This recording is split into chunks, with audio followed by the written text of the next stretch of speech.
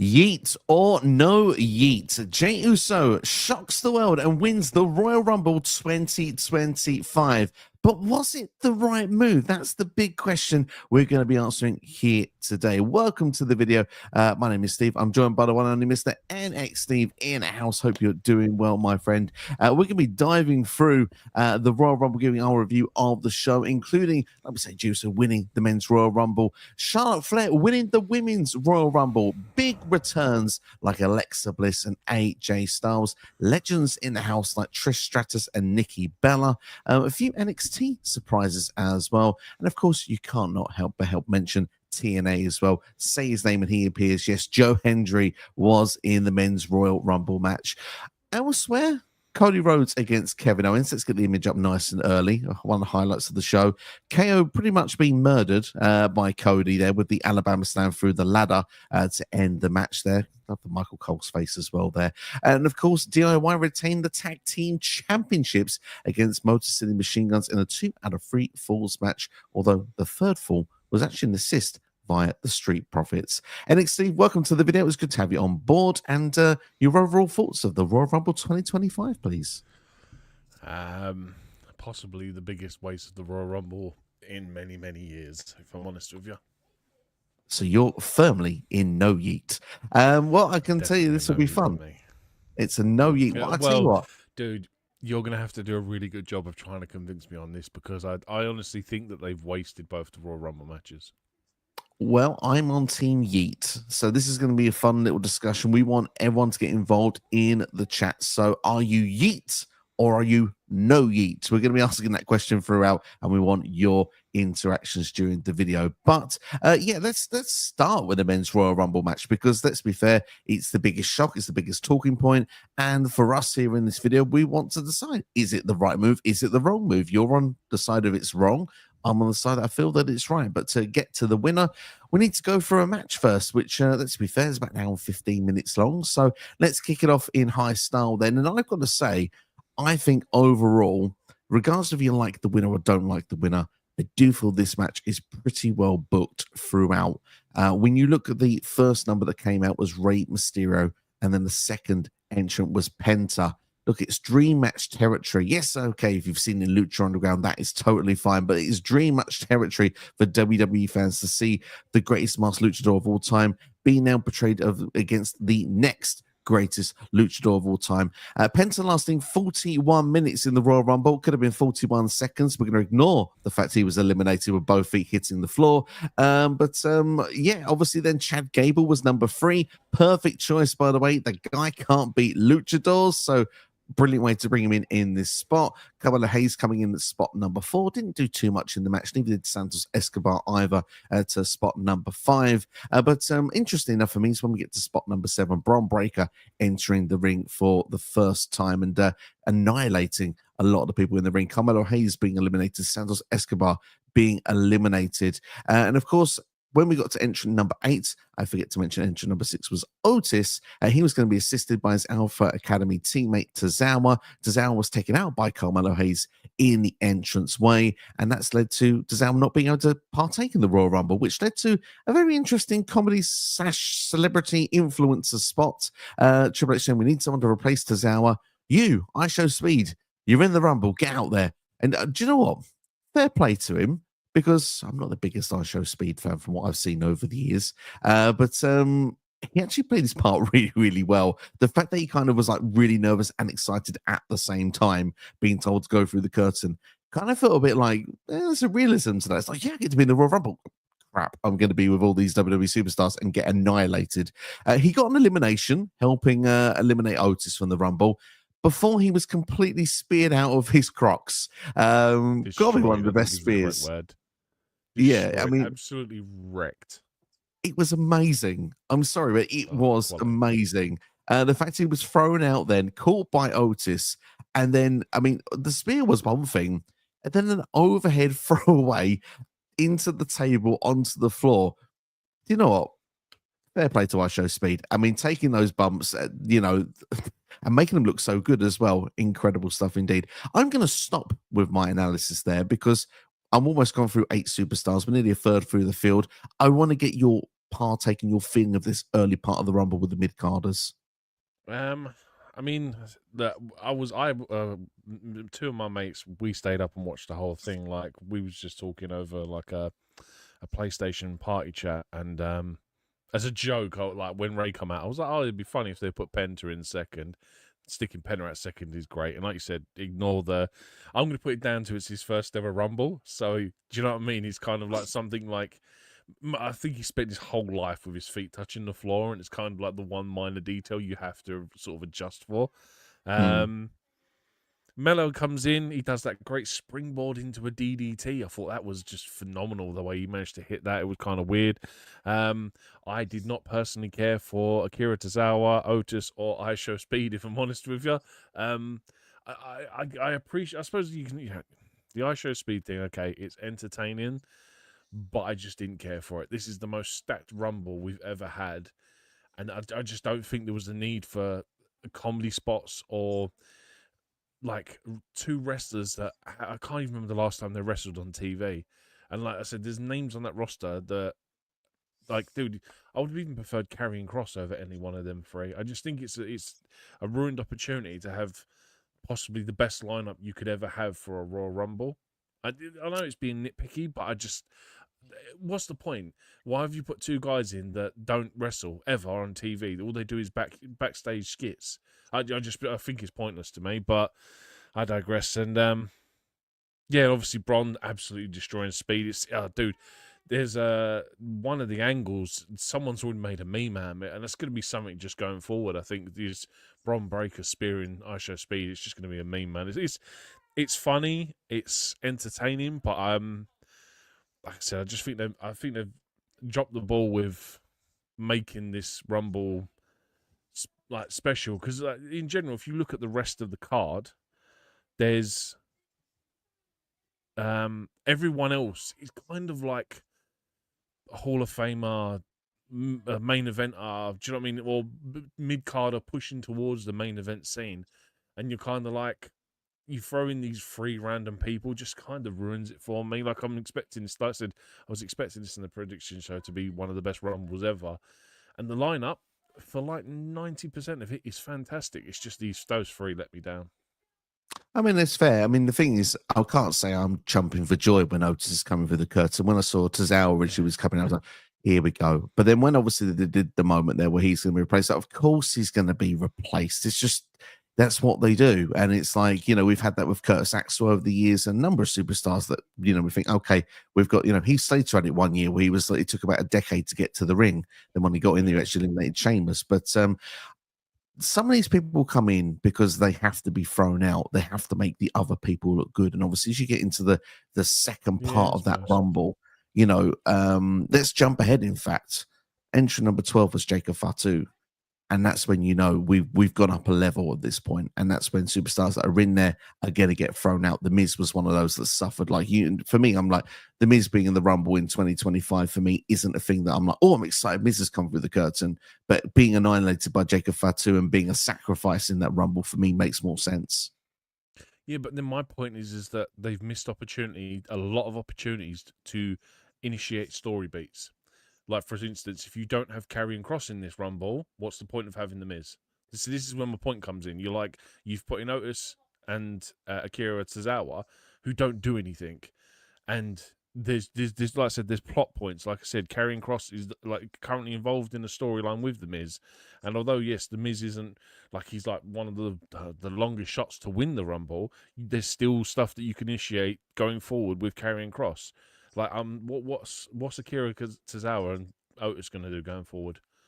What, are we going to get a match against ISHO Speed at WrestleMania? Is that the lineup we're going to get? I don't think so. And because obviously ISHO Speed eliminates Otis, and you're like, well, there we go, Otis versus ISHO Speed at WrestleMania. That's apparently what we're building for. Thing is, though, that's with ISHO Speed getting that elimination. Would you prefer that he eliminated Otis or Karrion Kross?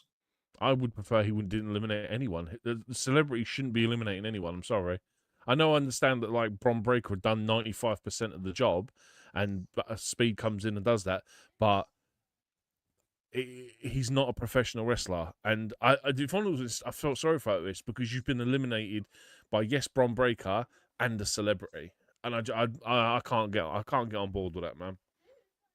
I mean, the 95% that's Bron Breakker I can get on board with, because to be fair, he looks Yeah. like he could eliminate Roman Reigns at one point. And I mean, for me, Bron Breakker is one of my MVPs of this Rumble, because he just looks like the real deal. I love the idea when we have Bron Breakkers have to stare down with Jacob Fatu again. We've had the tease on Raw once, and now to have it here, it's just like, when we do eventually get that match, that's going to be spectacular, because those two, they look like absolute animals. So I'm looking forward to that.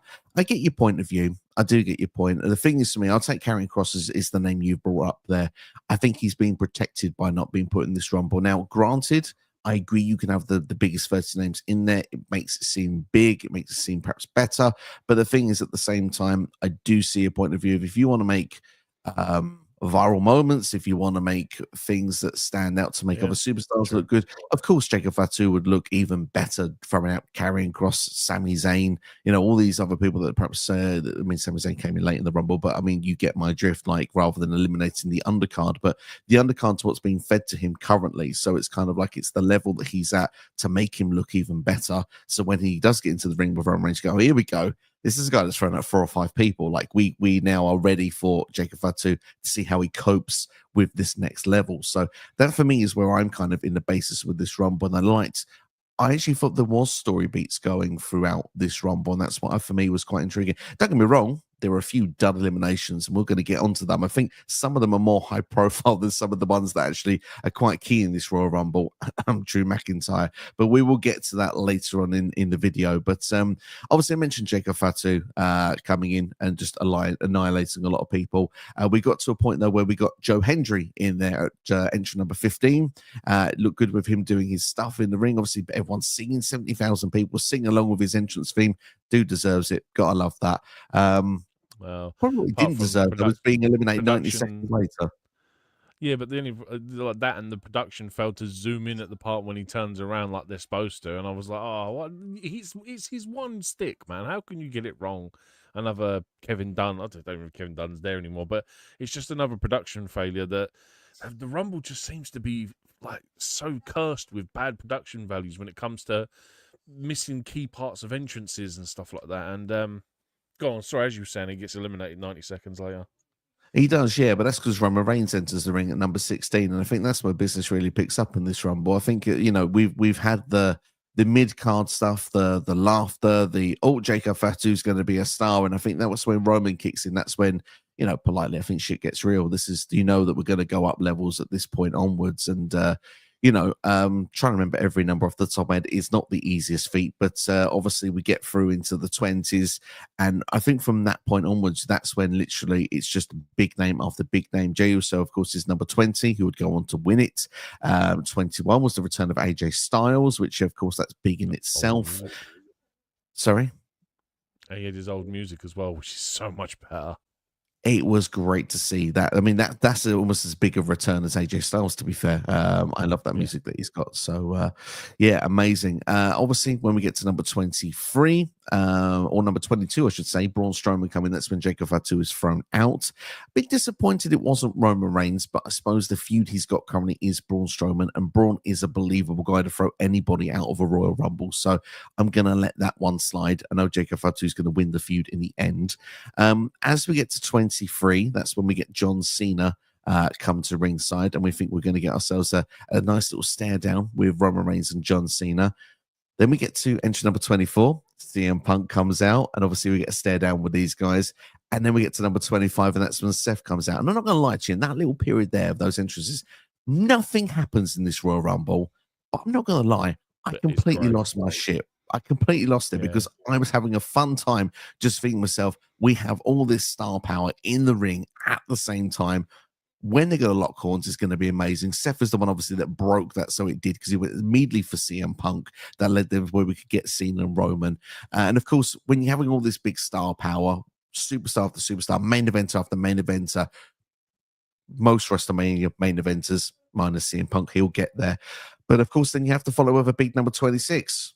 Dominic Mysterio. Perfect. Just perfect. All that star power in the ring. And then Dirty Dom comes out. It just was a great way to break things up.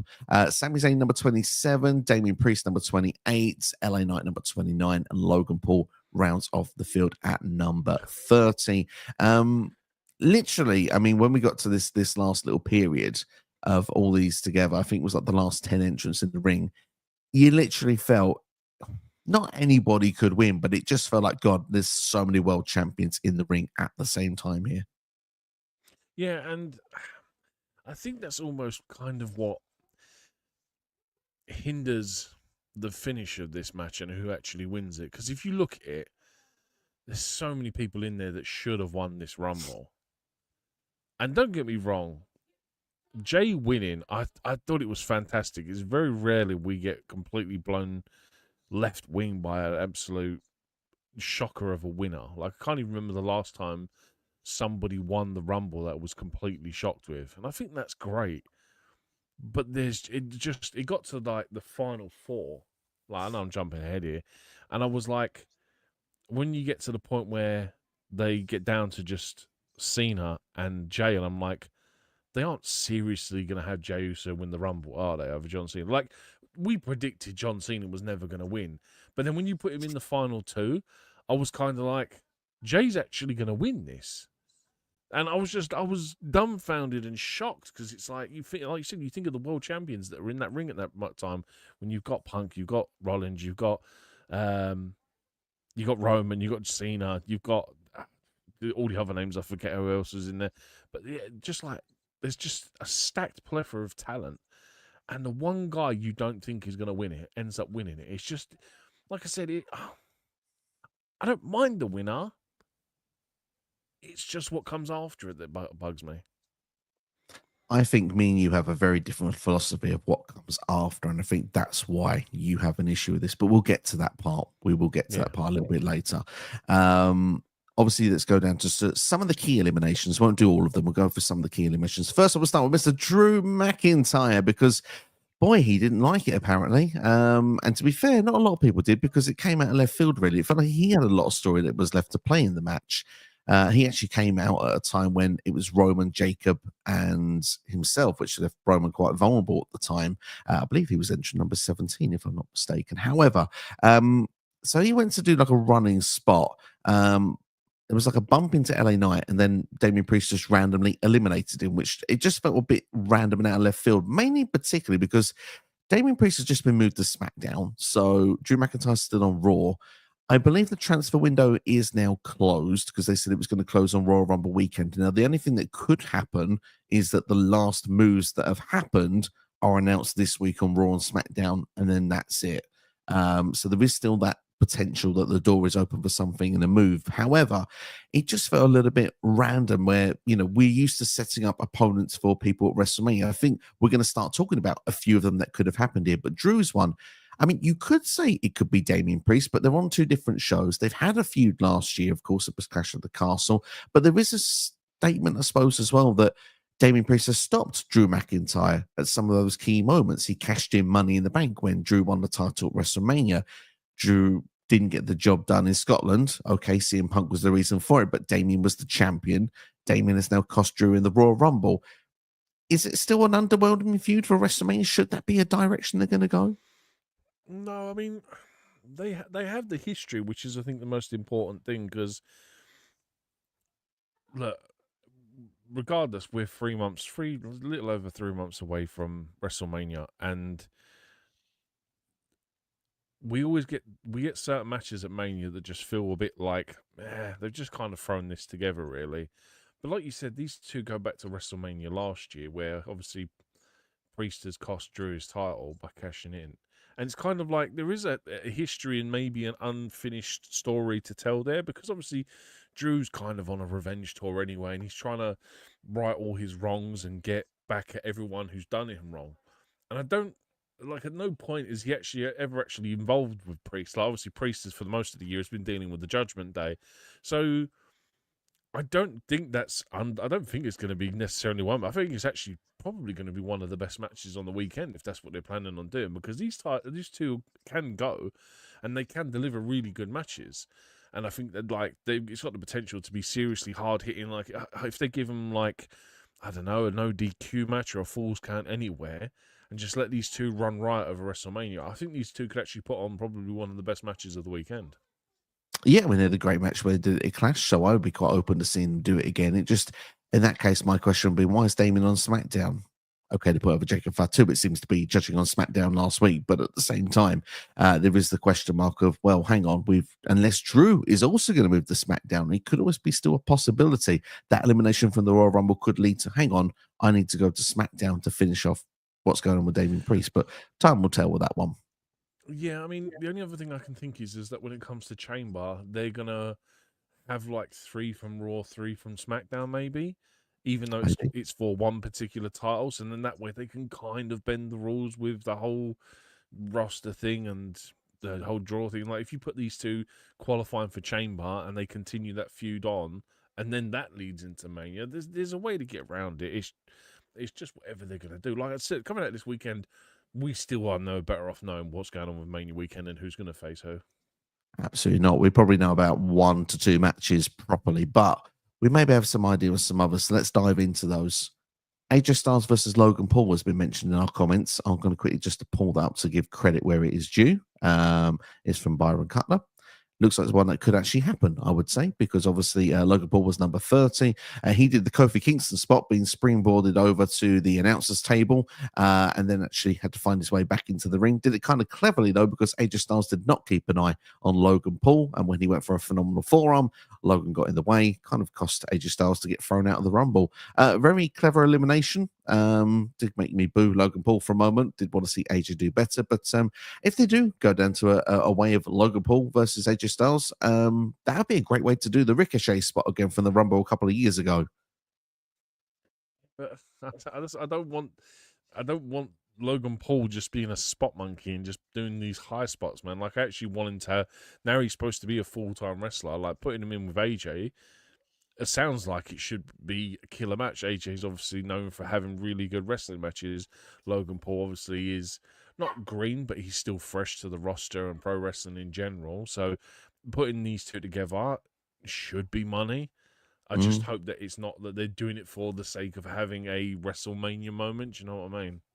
Absolutely. Although they can't do the Logan Paul Ricochet spot on TV as much now because of the fact that Ricochet's at another company. So that was my reason of just mentioning that they could do something like that again. But yeah, it's obviously something quite special. But yeah, we're getting down into the nitty gritty, the final few at this point, final 6, I think, in the ring. And 3 get eliminated at once because it comes a session where Roman and Seth's hatred for one another just takes over. They kind of lose control of what's going on around them.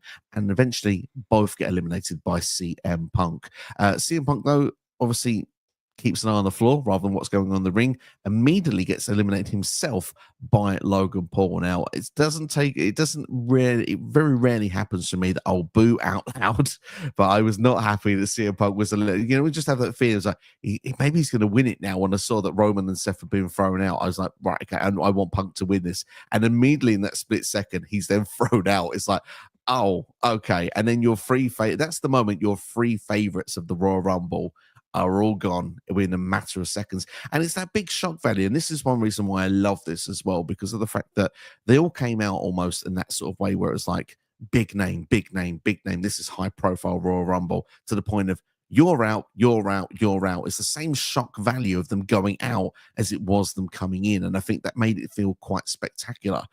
Seth obviously then did a beatdown on both CM Punk and Roman Reigns after this with a couple of questionable curb stomps. It looked like a double feet on the head to Roman there. They looked a bit sickly, I'm not going to lie.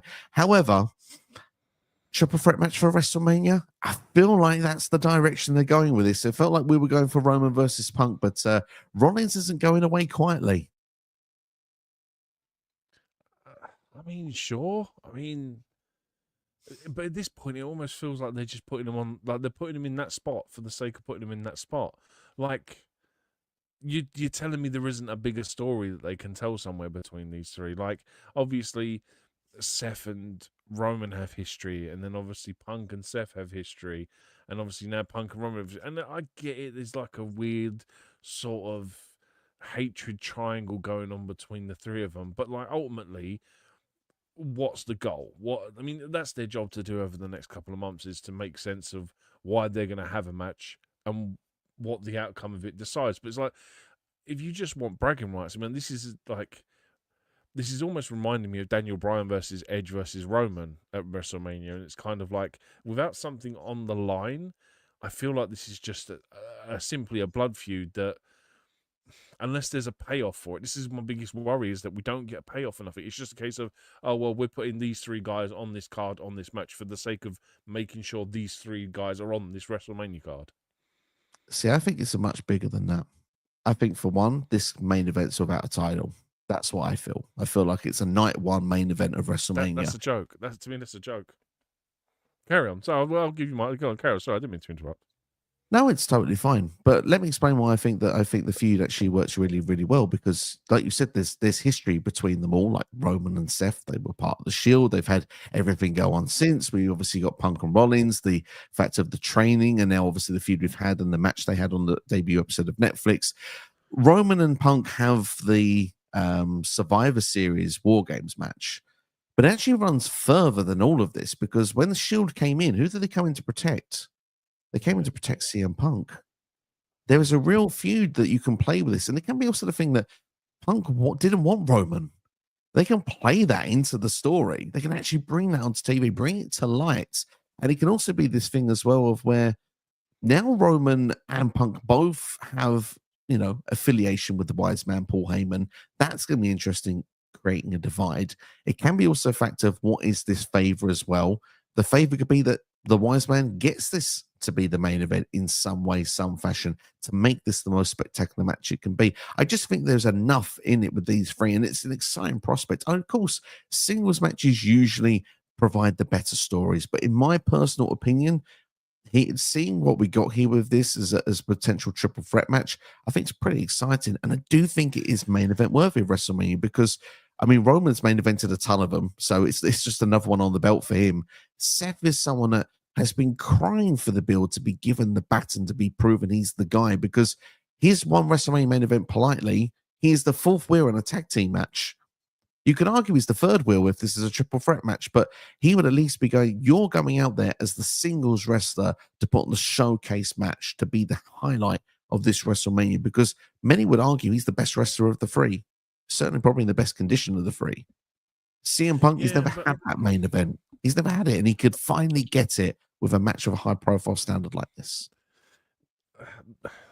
Let's be honest, they have to book it first, and that ultimately has to be the goal, where they confirm that these three are going to be in a match at WrestleMania. That's fine. They have to, first of all, that's number one. That has to happen.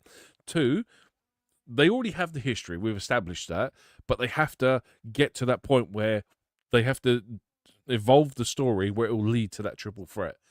But then my other problem is why before both Royal Rumble matches did you emphasize that the winner will be in the main event of WrestleMania? Because that just irritates me. You might as well just say they get a World Championship match at WrestleMania. Don't lead on to the fact that the winner will be in the main event, because they stipulated that before the start of both Royal Rumbles. And I'm sorry, I don't believe at this point Jey Uso is going to main event at WrestleMania, because his story with who's he going to fight? Gunther? Where's the story there? He's already lost to him in a week ago, and you're telling me, like, we've just come off a 2-year story with Cody Rhodes at WrestleMania, and you're telling me that we're supposed to have a main event that equates to a 2-year story in 3 months. It's not going to happen. So I highly doubt Jey Uso is going to main event at WrestleMania. Charlotte Flair, hey, very well could main event at WrestleMania, but I don't want it. Like, what? If you go on what come out today that she's just divorced from Andrade, then there goes my whole thing that she was going to be on SmackDown anyway, so she could have challenged Tiffany Stratton. So we're going to get Charlotte versus Rhea, and that's still want main event, because if this triple threat happens, the other match I ultimately believe is going to be John Cena versus Cody Rhodes, and John Cena already said in the post WrestleMania media scrum that he's going to main event WrestleMania. So he's already in one of the matches. He's already pulling his weight, doing a Hogan and saying that I'm going to be in the main event. And this is why I hate these Royal Rumble matches, because don't emphasize that the winner gets a main event match. Because although it was great that Jey won, he's not getting a main event match. The last time a Rumble winner didn't main event WrestleMania was Sheamus against Daniel Bryan. And how did that go? Oh, wait, he beat him in 18 seconds, and everyone laughed that match out the building because it was a joke. And I say that's the last one because the last one that was main, like, obviously when the women main evented WrestleMania in the triple threat, that was a Rumble winner. So that's why I say that's the last Royal Rumble winner to not main event. And Jey's, although Jey's had some really good singles matches recently, the stigma of last year's WrestleMania of him going in a one-on-one match with his brother of all people, who he should have the best in-ring chemistry with, to have one of the worst matches at WrestleMania ever. I think Meltzer give it like 3/4 of a star. That's how bad it was, apparently. Like, I gave it a 2 just because I thought it was a normal TV match. But like, this is what I mean. This is why this Rumble under-delivers for me, because the winners ain't getting squat at WrestleMania. You're going to get a title match, but you're going to be, for instance, that Sheamus and Daniel Bryan match was first match on the card. Jey Uso is going to open up WrestleMania after winning a Royal Rumble. I just think it's so underwhelming. I just think it's really, like I said, you should have had John Cena win it then, to be fair, and just done it that way. I just don't understand. And you could have had Jey win the Chamber and go on to face Gunther at Mania. It's just all wrong booking for me. I could understand your points of view. You make some valid points. I mean, for me, I would turn around and say that there are plenty of Royal Rumble winners, unfortunately, that don't get the WrestleMania main event. Shinsuke Nakamura didn't get it. It was another unexpected Royal Rumble winner back in 2018. Ronda Rousey won the Women's Royal Rumble, didn't get a main event at WrestleMania. Seth Rollins won the 2019 Royal Rumble, opened WrestleMania with Brock Lesnar. There are plenty of them. That's what I mean. But at least one Rumble winner has main evented every year. Back to this, I think there's been like maybe 9 over the history of WrestleMania where the Rumble winner hasn't been in a main event match. And like I said, the last one you go back to is Shinsuke, is Daniel Bryan versus Sheamus, because even the Shinsuke one, I think the women main evented that year. So do you know what I mean? So that's what I mean. Yeah. And that's what I mean. So a Rumble winner at least main evented. And that was when there was only one night of it. Now we've got 2 nights, and you still can't get a Rumble winner to main event either of the nights. I just think it's bad booking. Actually, no. The women main evented on the Seth one in 2019. 2018 was Nakamura and Asuka. So it was actually one night. It was only one night. That's what I'm saying. One night. Yeah. So yeah, but anyway, let's go to the finish of the Rumble, because Jey Uso is the hot topic we need to get to, because I can know our comments are going to be desperate. And just to say, by the way, are you yeet or no yeet? Let us know in the comments, because we're going to pull those up. We're going to pull all the rest of your comments up as well. We're not ignoring you, I promise. Yeah, I mean, obviously we got down to the final 3. Now, for me, this was a moment when all these people been eliminated. It was like, John Cena wins, lol. Now, I know for Joe's in the comments, by the way. Joe, I know, was desperate for John to win. And yeah, obviously, I can see the benefits and the pros of all of that. But the selfish part of me went, I want to see John Cena, what it's like if he doesn't win, how he's going to react if he doesn't win. But when I saw this, it felt like, and this is where we come to talk about the Women's Rumble ahead of time, because we're talking about the men's first. Charlotte Flair won her match when it was like, oh, was only Charlotte Flair. Charlotte Flair wins, lol. So it got to this stage where it was like, well, John Cena's going to win this. And when it was like, well, it's probably going to be John Cena and Logan Paul in the final 2. That's what probably makes logical sense here. But Logan Paul was actually eliminated next, which leaves us with Jey versus John Cena. And I was like you for a second. I was like, what if Jey actually does it? And I was like, nah, they won't. But what if they actually? No, they won't do it. Will they? You start questioning it, but then it's like, but it's John Cena, and like I said, Charlotte Flair did it earlier in the night, and it's just like, go on, John's going to win this, and they both get on the apron, and we talked about it on the predictions and the preview. I want to see that look on John Cena's face when he's eliminated in shock and horror that he didn't get the job done, and to be second in the Royal Rumble, the runner-up, and he actually picks Jey Uso up for that AA, and Jey just slides back into the ring and pushes John off with a gentlest of pushes for John just to sort of jump on the floor and be shock horrified. I thought was a brilliant finish. I know some might think it's lackluster or lame. For me, I thought it was the perfect way to end the Rumble, because first off, you have the realization that John realizes, I didn't get the job done. And it's like, Cena doesn't get this, I just walk in, I get my title match. I've got to do something more to get there. Brilliant. That's a story beat I'm looking forward to play out. And like you said, we got it in the press conference. That is meat and bone we need to dive into later just in itself. But the other part, like you said, Jey Uso. So this is, I can completely get all the points you've made of why you think it's probably not a good idea. But for me, I can't help but think, yes, sometimes the matches aren't that great when he rings the bell. But do you know what? Whether it's just an entrance, whether it's just a catchphrase, sometimes it doesn't matter. This guy is so over right now. He is literally, the place erupts. It's like a blooming concert every time this guy comes through the curtain because everyone, 70,000 people, are yeeting in the Royal Rumble, arms waving up and down everywhere. Celebrities are coming to the ring with the guy. When he won the IC title, wasn't the most 5-star match in the world, but do you know what? He doesn't need to because he's over. And when he's over, you got to go with the momentum. How many superstars have we watched over the years and we go, that person should be a world champion. That person deserved the rocket. And they always leave it too long or they leave it too late. Even TNA, Joe Hendry, politely, they left it too late. The stock has gone down a bit. They could have done it last summer. You look with WWE, Zack Ryder, Rusev Day, for example. For me, Rob Van Dam had to wait far past the time that he needed to get to that position. There are many superstars. You name them. We can get a list. Ziggler is another one of those ones where they had their time where they were so in a hot streak and then WWE just didn't pull the trigger. And you never know what could have happened. And with Jey Uso, it's so over right now. He might be at his peak. In a year from now, Yeet might be, we might all be going, well, no, Yeet, come on, we need something fresh and something new now. This feels like it's the perfect time. We feel like it's the right time. And it's an unexpected winner. I think it's a clever finish. I think it's refreshing that actually Triple H has got the balls to actually give us a Royal Rumble winner that isn't the predictable expected. And he's not going to main event WrestleMania, which I think is the right thing. But WWE has about 5 main events of WrestleMania. I know that's a joke in itself, but that's how they promote it. That's what they do. And as it's a thing that they do, Rhea and Becky was a main event last year. It was the opener. You had a Royal Rumble winners. Bayley was a Royal Rumble winner, had her main events, the match before the main event. I think that's the spot that Jey Uso will be at WrestleMania. He'll be the match before the main event, probably on night 1.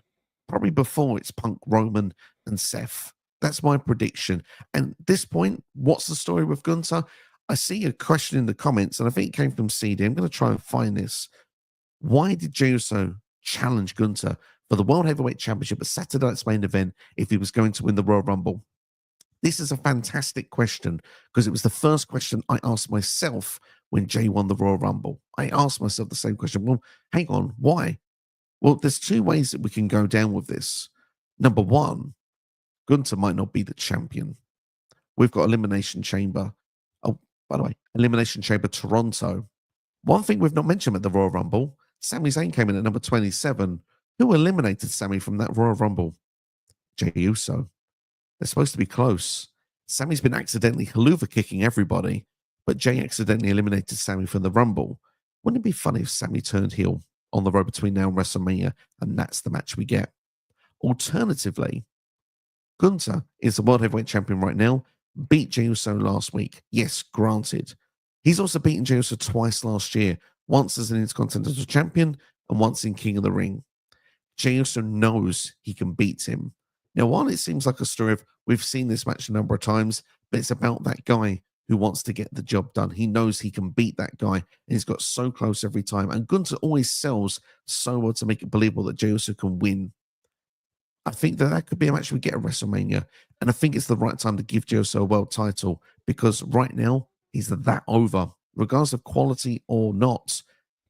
The place is going to erupt. It will be one of, if not the feel-good moment of WrestleMania Vegas. You mean, depending on where it is, if it's the opening match, he's losing. If he's going on second to last, he's probably going to win it. Because that's how they tend to do this. If they're going to have someone not win a title or a heel win, they'll go on first. Get the heel out of the way so you can have your happy ending towards the end of the show.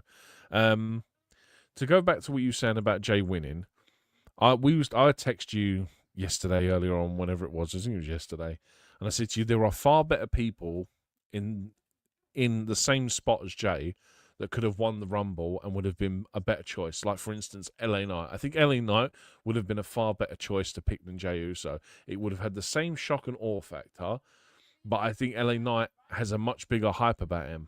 And I'll be honest, there's nothing against Jey. I just think that's true. I think LA Knight's I just think LA Knight is a lot better in terms of, I don't even know, like, maybe, I don't know what, like, essentially, I'm just, like, Jey essentially has an entrance that gets him over, but LA Knight is considerably better on the microphone than Jey. And I'm sorry, you can't deny it. When Jey won the IC title, his first promo on Raw, he forgot what he was supposed to talk about. He just sat there and he just went blank. He didn't know what he was doing. So LA Knight's automatically better than him on the microphone.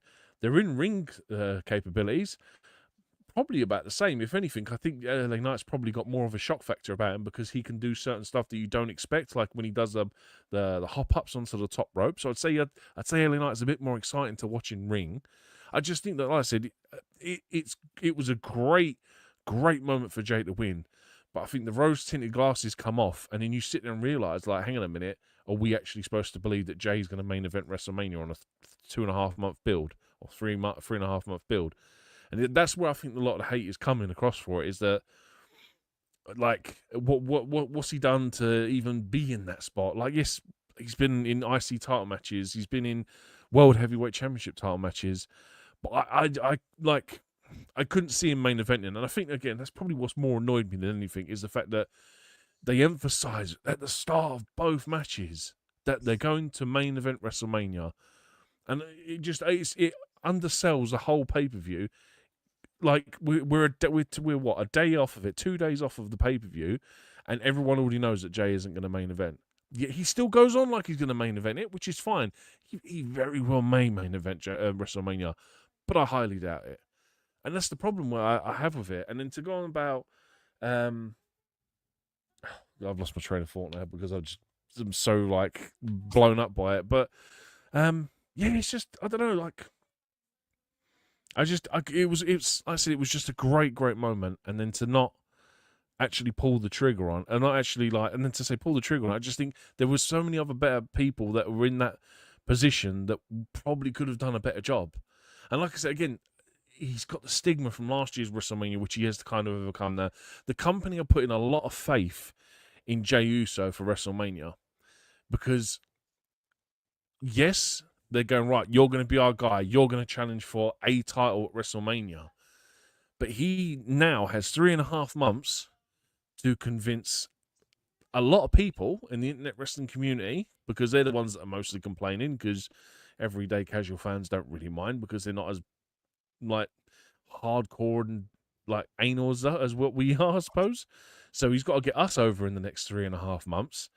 He's got to work on his promo stuff because he's not the best promo guy. And I'm sorry, if you want me to believe that you're going to win that title, I want to see some real character development in the next 3.5 months. And he's got to deliver in ring. I know, like I said recently, the one Saturday Night Main Event was a really good match. He has to make sure that he has the same quality going into it. So his opponent has to be equally as important as himself. Because if you put him in there with Gunther again, probably going to get a killer match. If for some reason we're doing Jimmy versus Jey for the World Heavyweight Championship, I'm not confident about that being a good match at WrestleMania this year. No, obviously I can understand the emphasis with that. And I mean, for me, like I say, at this point, I think it's Gunther or Sammy. If I had to predict now, I think that's the World Heavyweight title match that takes place at Elimination Chamber. After all, it is in Toronto, so it kind of makes sense that a Canadian would go chasing for the championship from Gunther.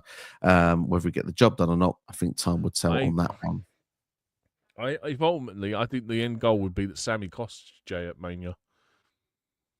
That'll be an interesting story to see that happen. that would be a really fun story to see happen, because then that would be a case of you have a natural story to go into the early summer with those two, and that then can lead in through to Money in the Bank. There's just because if Jey Yeah. didn't get the job done at WrestleMania, that's a way then you can prolong it. I do think that I think during this year at some point, and at the moment I think it will happen at WrestleMania, I think Jey will be World Heavyweight Champion, and I do think it's the right time to do so, regardless of its in-ring quality.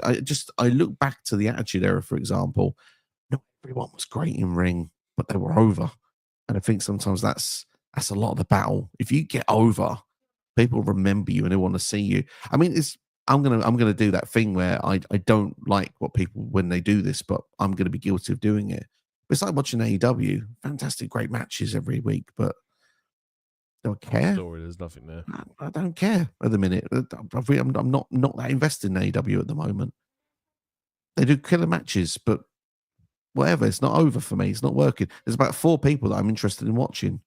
Where when Jey Uso comes out, I agree he's not the best promo. I agree he's not the best in ring. But you know what?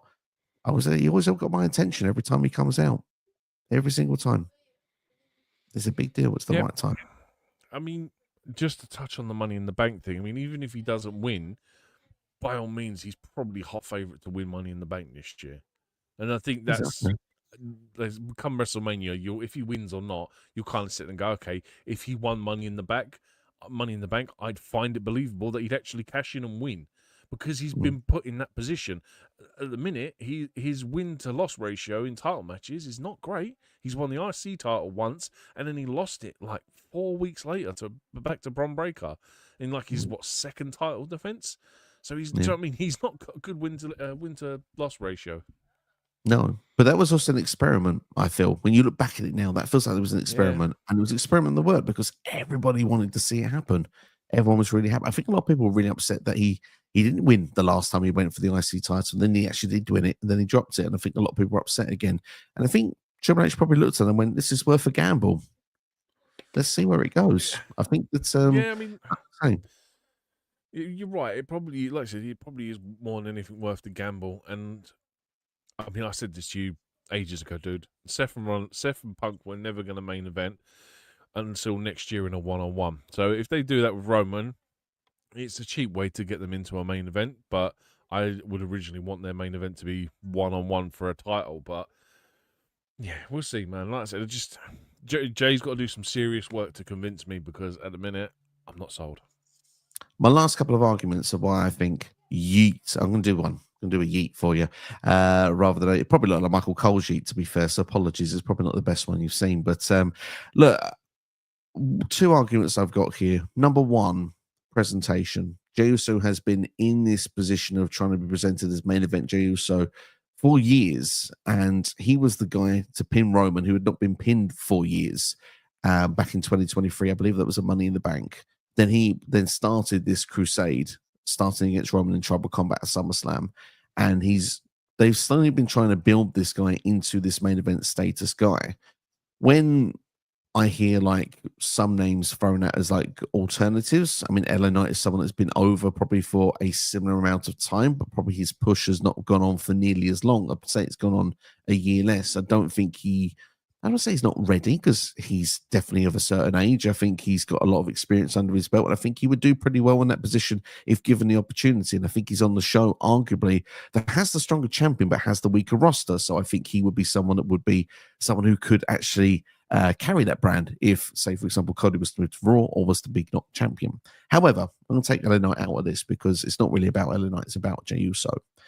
The presentation has been there and they've tried building up. But the one thing I would compare him to with, let's say, some of the star-studded names in this Royal Rumble, let's take John Cena. It's his farewell tour. He's done after this year. CM Punk is pushing near 50 years old. Roman Reigns is becoming more and more of a part-timer. You're pushing and giving someone a Royal Rumble win who is there every single week, who is over with the crowd. Sometimes it's good to look at the future. And one thing I categorically got wrong about this Royal Rumble, because I stated heavily with this Rumble, this is the first Netflix PLE. Now, I know for the people watching from the States, it wasn't for you. That's totally fine. You had Peacock. But for 80% of the globe, it was a Netflix first. And regardless of when it goes to the States, this was the first Netflix pay-per-view. And I thought they would go with the established because it made sense for the casual fans or the people checking out for the first time. Oh, this is John Cena. We know him. Oh, surprise, The Rock came in. Oh, Roman Reigns. Like, it made sense for those names. CM Punk worked as a high-level WWE guy, but still has done other things outside the company. To go literally with what you could argue is a gamble, it's a big gamble. They're actually looking to not just build a new star, but make a new megastar with this guy, Jey Uso. And the presentation, like I said, has been top dollar. He's been a 10 out of 10 with presentation in this last month in WWE on Netflix, and probably longer when you look back at some of the entrances he's had. Fans are really behind him. So for me, I think it's a brave move, it's a bold move, and it's a move that I want to support. I do feel in my head that, like you say, they shouldn't have said that about the Rumble. I will concede that. They shouldn't say you're going to main event if you're not going to main event. But maybe he does main event. I just don't see that at this particular time. But for me, I also am happy enough with just, well, the world title was somewhere on the show because I don't see Gunther main eventing either. If Sammy won it, he's not going to main event either. So Jey wins this in somewhere in the card. Preferably the penultimate match would be the perfect placement, in my opinion. But yeah, I think now's the time to give it a go for Jey Uso. And yeah, the time is now. That's the John Cena thing. We'll move on to him in a couple of seconds. We'll soon see in about 3.5 months whether it pays off or not. Absolutely, indeed. Let's go to a couple of comments because, goodness, we're 50 minutes in. We've got 11 people currently on the live with us. We've had many more that have been live with us. Thank you all so far. Please hit the like button if you're enjoying the content. This is your time to get involved at this particular moment as we've done the Men's Royal Rumble. And yeah, I want to know, yeet or no yeet as well. Are you a fan of it? Just yeet or no yeet. We'll know if you're happy that Jey won the Rumble. Pierre says the most unexpected winner of the Royal Rumble of all time. No debate on that. Probably is for the shock value. I think Shinsuke Nakamura is probably someone that would be in that conversation as well. But yeah, I mean, I think this year, just because of the fact it was that star-studded, I do think this probably takes that over Shinsuke's. Yeah, I would agree. Yeah, for the exact same reasons. Yeah, like honestly, I think a lot of people expected Shinsuke to win the year Shinsuke won. I don't think maybe 1% thought Jey was going to win this. Yeah, I mean, I know a couple of people predicted Jey, and for those people, they were ecstatic with it. And to be fair, like he said, I didn't see that coming at all. Yeah, didn't see it coming at all. Joe says, I think the thing was they have to book Cena to win the Chamber. Well, Cena's booked himself to be in the Chamber, and he's done it in quite a not a babyface fashion. Oh, please, NWO Cena, I would love it. Honestly, NWO Cena all the way. The thing is, it's the perfect way to segue into this, but I want everyone's comments to come up. So we try and keep it brief.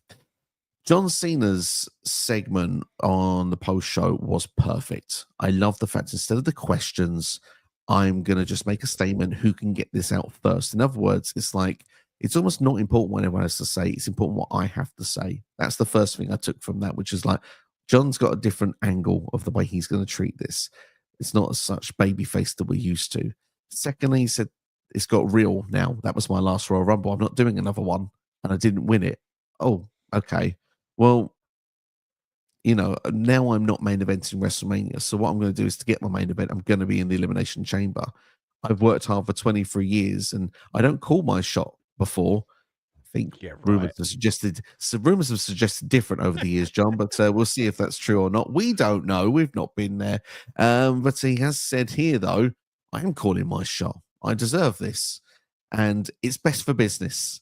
Love that. It's a very, sorry to bring his name up because it should be retracted at this point, but it's a very Vince McMahon thing to say. It's best for business. And I don't know, it struck me a little bit that John Cena might really go, because I didn't think he'd get desperate this close. I thought it'd be just, well, I need to enter the Chamber. It's my last chance. I expected desperate Shawn Michaels, but not to the level that this is. It's kind of like, well, people have reasons to boo me and hate me and talk bad about me, build their confidence. I'll build mine. Well, it is kind of like you're taking somebody else's spot. And it is saying that you're bigger than the roster, saying you don't have to qualify where everyone else is going to have to qualify. I like this idea because John Cena might not turn heel, but they're teasing it early. And if he doesn't get the job done at Chamber or better, he gets the job done at Chamber and doesn't get the job done at WrestleMania, where does Cena I go? Because he's desperate to get that 17th world title. I think he's booking himself as a heel, so he goes into Mania as the heel in that match. Because ultimately, I believe like from what the dirt sheets saying, again, they are the dirt sheets, it's going to be Cody Cena, and that's going to be Rock Hogan, and I think Cena's doing the best thing he can possibly do to put himself as heel Hogan without going full NWO, where he's pulling his weight and he's saying, "Nope, I'm going to be in the Chamber. I don't have to qualify," and he's like, it wouldn't surprise me if he loses in the Chamber and just ultimately beats up Cody Rhodes and just says, "Give me a shot at Mania, give me a shot at Mania," and just goes heel on him for the entire thing. I genuinely was shocked in the fact that he was like, I deserve this. It's best for business. I was like, who is this guy? Who is this fraud that's sitting in front of me right now? 20 years we've all been there with John Cena with this Waiting for him never to turn give heel. up, and he's not giving up. Fair play to him with that, but it's not the integral way that we're used to John Cena going about his business. It's fascinating to watch, and that's one of the reasons I'm really happy that he did not win that Rumble. I think as well that they obviously know what happened with Rock and Hogan, and obviously the fact that Rock was meant to be the babyface that was getting booed. And I think they're doing this as well because if they do Cody versus Cena, they don't want Cody getting the same reaction as Rock and getting booed as a babyface. So they're trying to make Cena as heelish as possible so that he actually gets some boos. Do you know what I mean? Funny part is, though, I still think it might happen. Still think it will happen, and Of course it will. yeah, we'll explain a little bit further of why I think that could be happening as well. Because Cody, you mentioned there what a politician John Cena is. Cody's been a master of politics as well in his time in wrestling, and that's going to make a very fun feud when we get it. It's definitely going to happen. Let's go back into some comments then. Jey Uso, most shocking Royal Rumble in history. We said we think we might have to agree with that one. No one remembers the Hacksaw Jim Duggins and the Big John Studs. Akira Tozawa was never eliminated from the Rumble. Let's face it, if he did enter, he would have won. He's in there with Curtis Axel now. Yeah, he is. Well, they should have a time in the Rumble together. Number one and number two. Rumble for people that were never eliminated. Exactly. Had a last minute feeling that I had to put out a report on Friday night. It said, with all the predictions we are making, WWE is planning on dropping an unexpected bombshell on Saturday. Byron, I wish I'd seen that. We mentioned already about why Jey Uso is challenging for this title on Gunther already, but fantastic to see. Just to go back to that Byron one, I think that the shock factor of Jey winning covers ultimately a very bad pay-per-view. Not a very bad pay-per-view, but just not a great pay-per-view. I feel for me it's a pay-per-view of two halves. I don't think anything was bad on this show, but I would say that I think the first half of this show is a lot weaker. It's weaker than the second. Yeah. It's quick. It's a star rating for that Royal Rumble match. What would you give it? I gave it a 3. I thought, like I said, it's star-studded, but like I said, I didn't like the fact that they randomly throw Otis, Tozawa, and Io Speed in. We got no NXT talent, not even a Trick Williams, and I think his reaction alone would have been big. And they also didn't even give Joe Hendry a chance to go face-to-face with John Cena. I think that's an opportunity they've really missed there, because even if they're not going to do it, the idea that John Cena could face Joe Hendry, do you know what I mean? I think it just would have been like one of those photo moments, do you know what I mean? Where it's like, ooh, maybe they could do it. Yeah, I do feel that it was a disappointment they didn't have them in the ring together. I will agree with that. And it doesn't look great because they were Michael Cole was quite adamant on commentary. It's like, this is a different level here. It's like, okay, you're basically saying TNA is not as good as WWE, which of course WWE would do that, but to say it so bluntly on commentary isn't the best when you've just signed a multi-year partnership. Yeah, but let's be honest, like Joe Hendry being eliminated by Roman Reigns is the safest way to eliminate your champion because it's Roman Reigns. And it's kind of like, dude, I'll take that elimination all day. As long as it weren't like I show speed, we're all right. I just wish he'd not been in the Rumble for 2.5 minutes. I wish he'd been there for at least 10 to 15 minutes before Roman had done it. Especially because since there was no TNA representative in the women's one either. Exactly, yeah. because she's now with WWE, if there's that one everyone else is thinking. It's crazy to see how Jey Uso's career has turned out. Yeah, absolutely. From which Uso is it to Which now Uso is beating that? Cena? That's Fair great. play on that one. Fair play on that one. Pretty sure that he's the first to win both Andre the Giant Memorial Battle Royal and the Royal Rumble. Could very well be. I can't think of anyone else that's done that. So I think he is on the money with that one. But the question is, what if Jey Uso was to challenge for Cody's title? Jey Uso's already called and said he's going to go for the World Heavyweight title. That's how we know he's not going to go for Cody. But that would have been a question I would have brought onto this show had he not already called his shot. I think he was interviewed on the Pat McAfee show, and he was like, he tries to blatantly be more open about it. Like that was like today or whenever it was, because I think Michael Cole was on the Pat McAfee show, and he actually said like, "Oh, you never know, I could actually go for Cody." So he is kind of sort of later on gone, yeah, okay, I could actually win it. Well, I could challenge Cody. Absolutely, yeah, yeah. There you go. Technically, Braun Strowman won the greatest Royal Rumble ever, so technically he's the other person to win the Andre Memorial Battle Royal and a Royal Rumble. I mean, you're kind of right, but yeah, I'm not sure I'm going to go with that. It's a Royal Rumble. You kind of have to. You kind of have to. It's not the greatest, though. We can all agree with that. See, this is Rikishi can't complain now, but in all seriousness, Jey does deserve this. Rikishi was happy. Do you know what? I'm surprised Rikishi didn't find something to go. Like, no, because you know what it would have been. Well, Jay's in there. Where's Jimmy? Why isn't Jimmy in the Rumble? Why didn't he win it too? Why didn't we have two winners? I think Rikishi's going to be a very happy man on WrestleMania. Not only do I think Jay's going to win the world title, I predict that Jimmy's winning the US title. Wow, you're going out big there, man. That's crazy. Okay, sure. I'm getting Usi. That's what I'm doing. Pierre's going to beat Elimination Chamber in Toronto. Pierre, fantastic. I'm not awesome. Jealous. I'm not jealous at all. I'll have a great time. I think that show could have been in the UK. Yeah, when you're there, tell that crowd to liven up, because the last time they had a PLE, they were dead. Money in the Bank. Yeah, one of the worst crowds of the year last year. Really? Honestly, they was like, yeah, they, in my opinion, anyway, I thought they were just underwhelming throughout the whole show. There was like, even I think when Jey come out, half the crowd just didn't even care. That's what I mean. We've just sat there and had this 50-minute discussion about how over Jey Uso is, and he goes to Canada for Money in the Bank. Comes that, and half the crowd just don't care about his entrance. And I'm like, wow. And I was like, oh, is the Jey Uso factor dead? Like, is he not over anymore? I have Pierre's there. I have faith that Toronto is going to be Pierre is going to lead the charge, I think, when it comes to Toronto. So I've got no fear of that one. Byron has gone with, I think, some WrestleMania matches here, so we can say yes or no, or if you want to go with the theme, we can go yeet or no yeet. It's up to you. I'll let you play along and see what you think. Let's go with the yeet. So Seth Rollins versus Roman Reigns versus CM Punk. I'm going yeet. Yeet. Logan Paul versus AJ Styles. Yeet.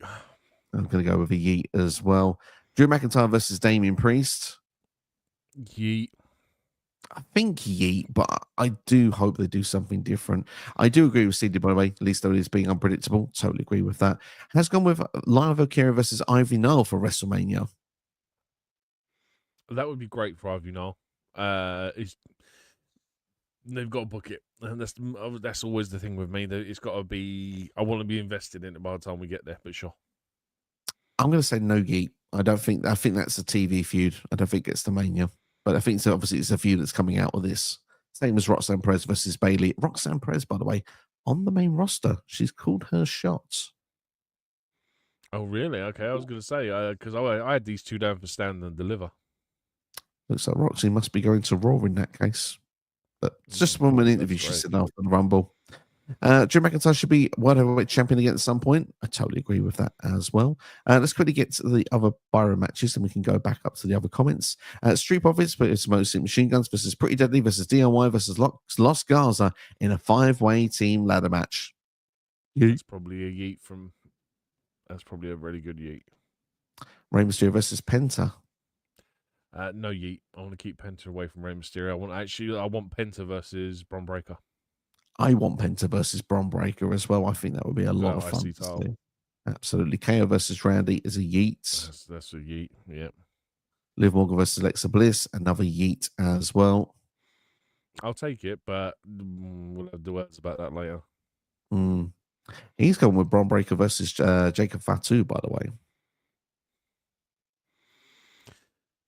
Sure. I mean, yeet. But if you throw put those two in and the person whose name was up 10 seconds ago, and now I've completely forgot. This is how bad my memory is.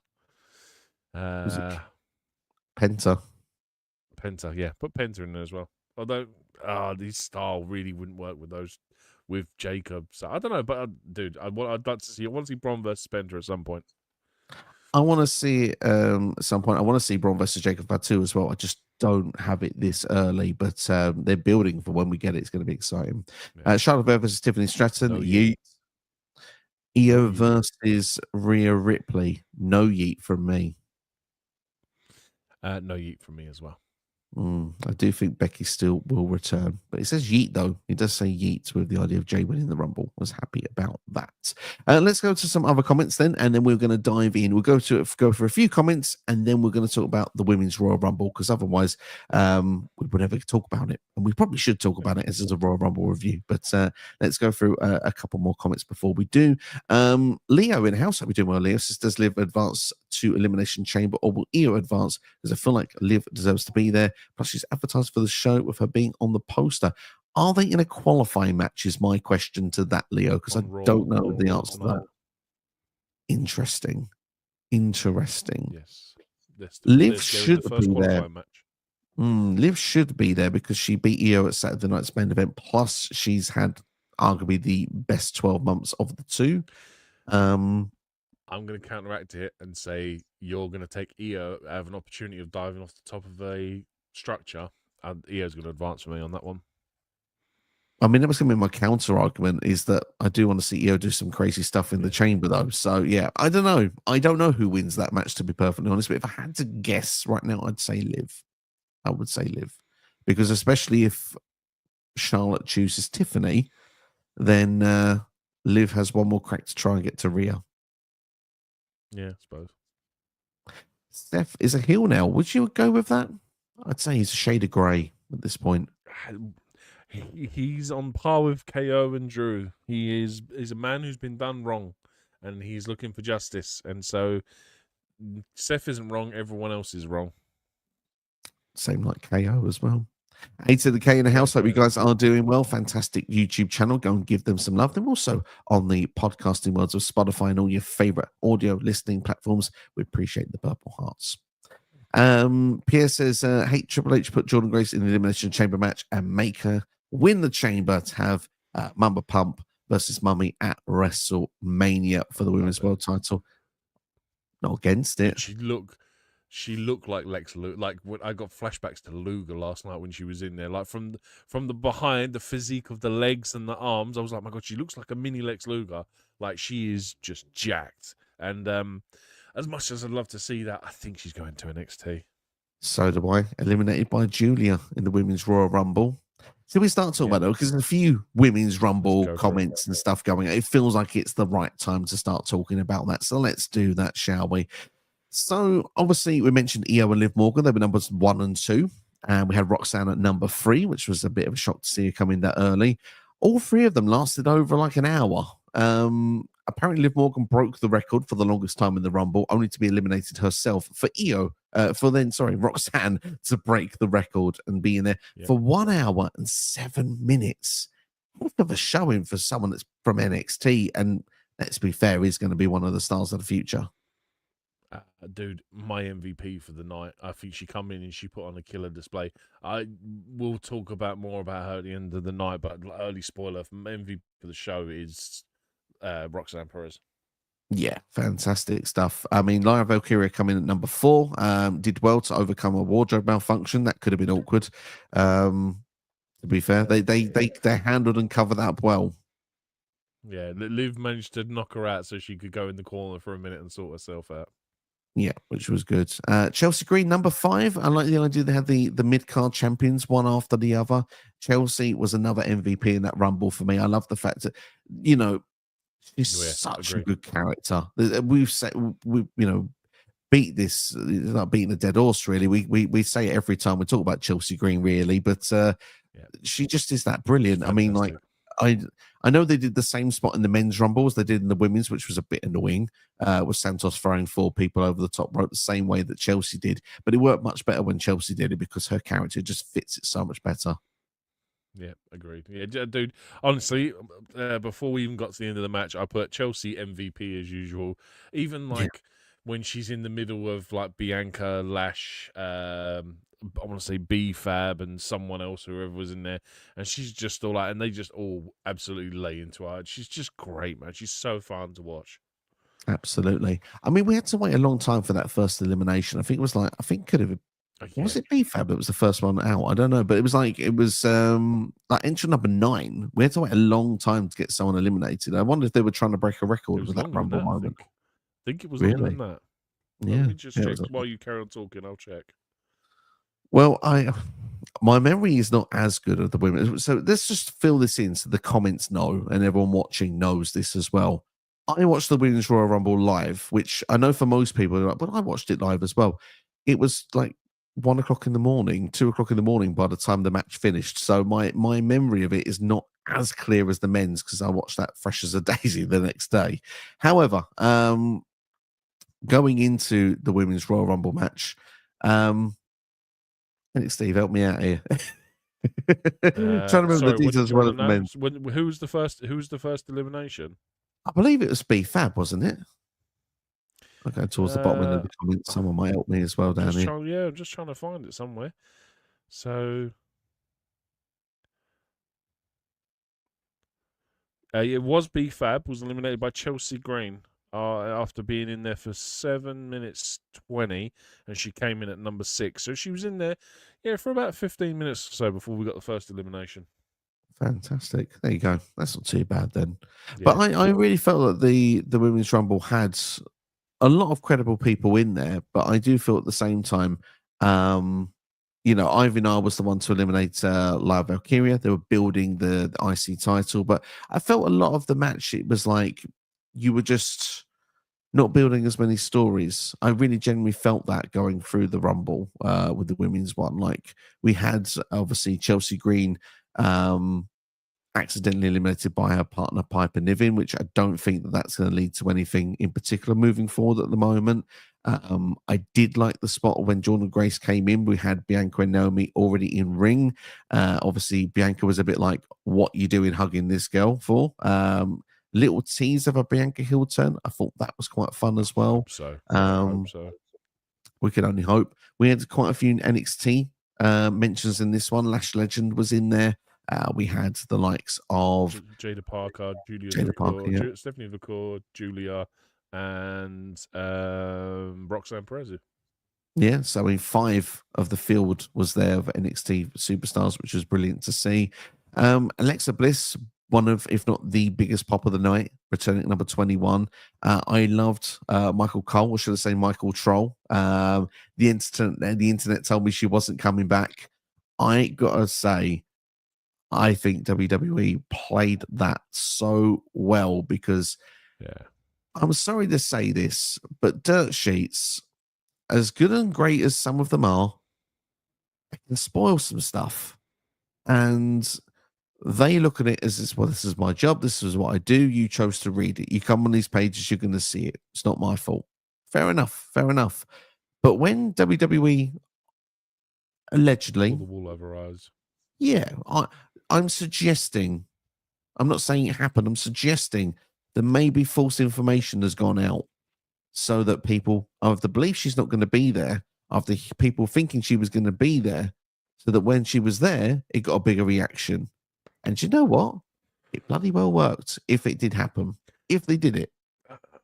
I think regardless, she would have still got the same reaction either way. Like, it's been 2 years since we last see her in ring, and yeah, she's got the same pop either way. But yeah, I know what you mean. It's kind of like, it's the same with, like, you and me being massive football fans. You know, we watched, it was deadline day today, and you're waiting for just this random transfer to your football club to just come out of nowhere. We've seen so many of them over the years, and like we said in predictions, it's very rare, and we said it in the Mount Rushmore of Royal Rumble surprise entrance. Like Alexa Bliss could easily be one of them now, and it's very rare that we get surprises in modern day wrestling. So when most people report that nope, she's not going to be there, and she ends up turning up, yeah, it's just a great moment, man. But like I said, I think she'd have got the same reaction either way.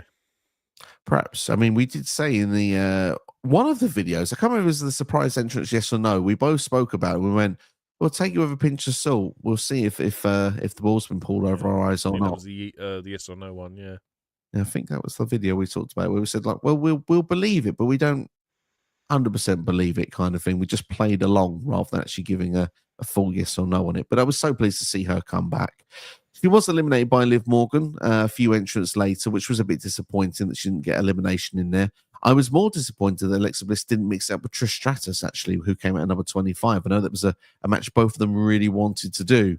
So the film not to even touch when they're in the ring at the same time was a bit disappointing. However, maybe they might do that at some point in the future. Like I mentioned, Trish was number 25. We had Nikki Bella at number 30. So we had those two legend spots, if you want. Charlotte Flair was the eventual one coming out at number 27, who would go on to win the match. We had Nia Jax, obviously, at number 29 as well. Nia Jax eliminated all your favorites. Most eliminations ever in a women's Royal Rumble match with 9 eliminations, and 7 of them were at the same time. Yeah, I think she had the record going into the match anyway for most eliminations in Royal Rumble for women anyway, at like 21. So she's up to like 30 after one match. I did not care for that, man. I thought that was just, it's almost like one of those cheap records that they like to break. I didn't like it, man. Especially when you got like Bianca Belair in that spot as well. I didn't like it. The way I looked at it, and I agree with you, I totally agree with you. I would like to watch the spot one more time because I've only watched it the once when it was live. I've not gone back to see it again. I admire the creativity to do a spot and a placement where 7 people get eliminated at the same time. I don't remember it ever being done before. I can remember 7 people eliminating Nia Jax. I don't remember Nia Jax eliminating 7 people. So I admire the creativity. However, whilst it was clever, I also not sure that it did much for me in sense of the match either, because all of a sudden a lot of your favorites got eliminated. And like you mentioned, Bianca Belair was in there, Stephanie Vaquer, I believe Julia, Liv Morgan probably was in that mix as well. And it's like, it's stopped the boos from the fact that Charlotte Flair would have probably eliminated them. We'll give the heat to Nia Jax because Nia Jax is meant to have that heat.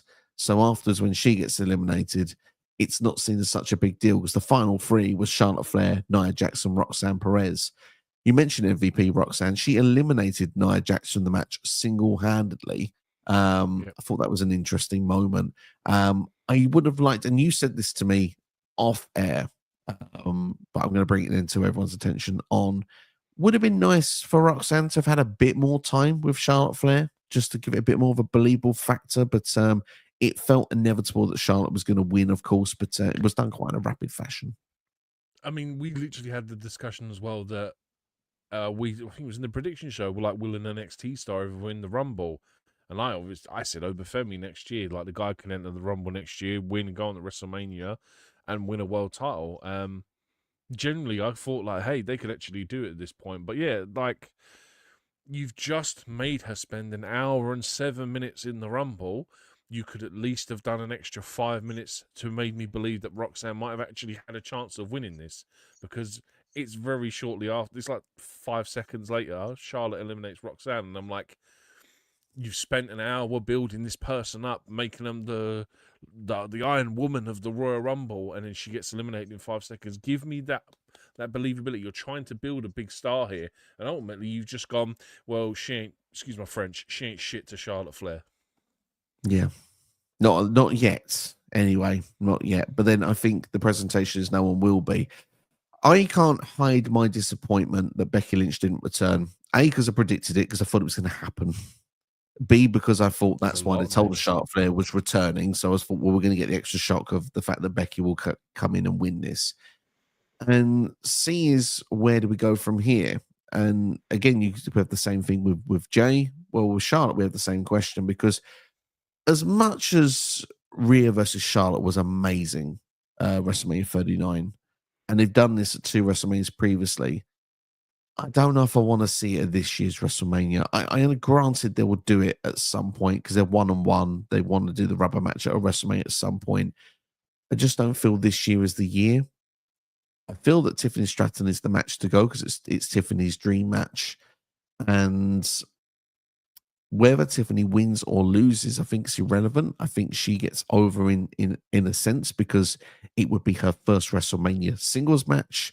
She would be walking as the champion versus the Royal Rumble winner, who's a 14-time champion. Win or lose, I don't think Tiffany loses anything from that match. So that match for me is the more appealing at this point because I think a lot of people make comparisons of Tiffany in NXT of being the next Charlotte Flair as well. So I think that's the direction I want them to go down. Yeah, my problem is that I don't want it to be a case of lol Charlotte wins. Because how many times have we seen it? Like when she faced Rhea Ripley for the NXT Championship at WrestleMania, and it's kind of a case of, oh, Rhea Ripley will win this. She's NXT champion. I very much see Charlotte doing a stint on NXT. Charlotte won, lol. And I'm like, you've missed an opportunity to build a star here. And I think ultimately they're going to do the same thing. I really want Tiffany to win because eventually someone needs to knock Charlotte off that perch and make her realize that she's not top dog anymore. And when are you going to do that? And ultimately, it's just a case of I like, as much as I believe that Tiffany could be booked to win, Charlotte wins low and exists, and I just think she's going to walk out of Mania with a title again, and it's going to suck for Tiffany Stratton. Like, I hope, because we've seen it so many times before, I just hope that Tiffany wins that match. I have the answer, I think, of when Charlotte gets knocked off the pedestal. Oh, go on. In 2 more title reigns. She's 2 off matching Ric Flair. She has 14 to her name present. She needs 2 more. She matches Flair. And then I don't think she wins the title again after that. So that makes me think that she's looking to retire soon then. Quite possibly. Her last Within the injury, she was on the shelf for 13 months.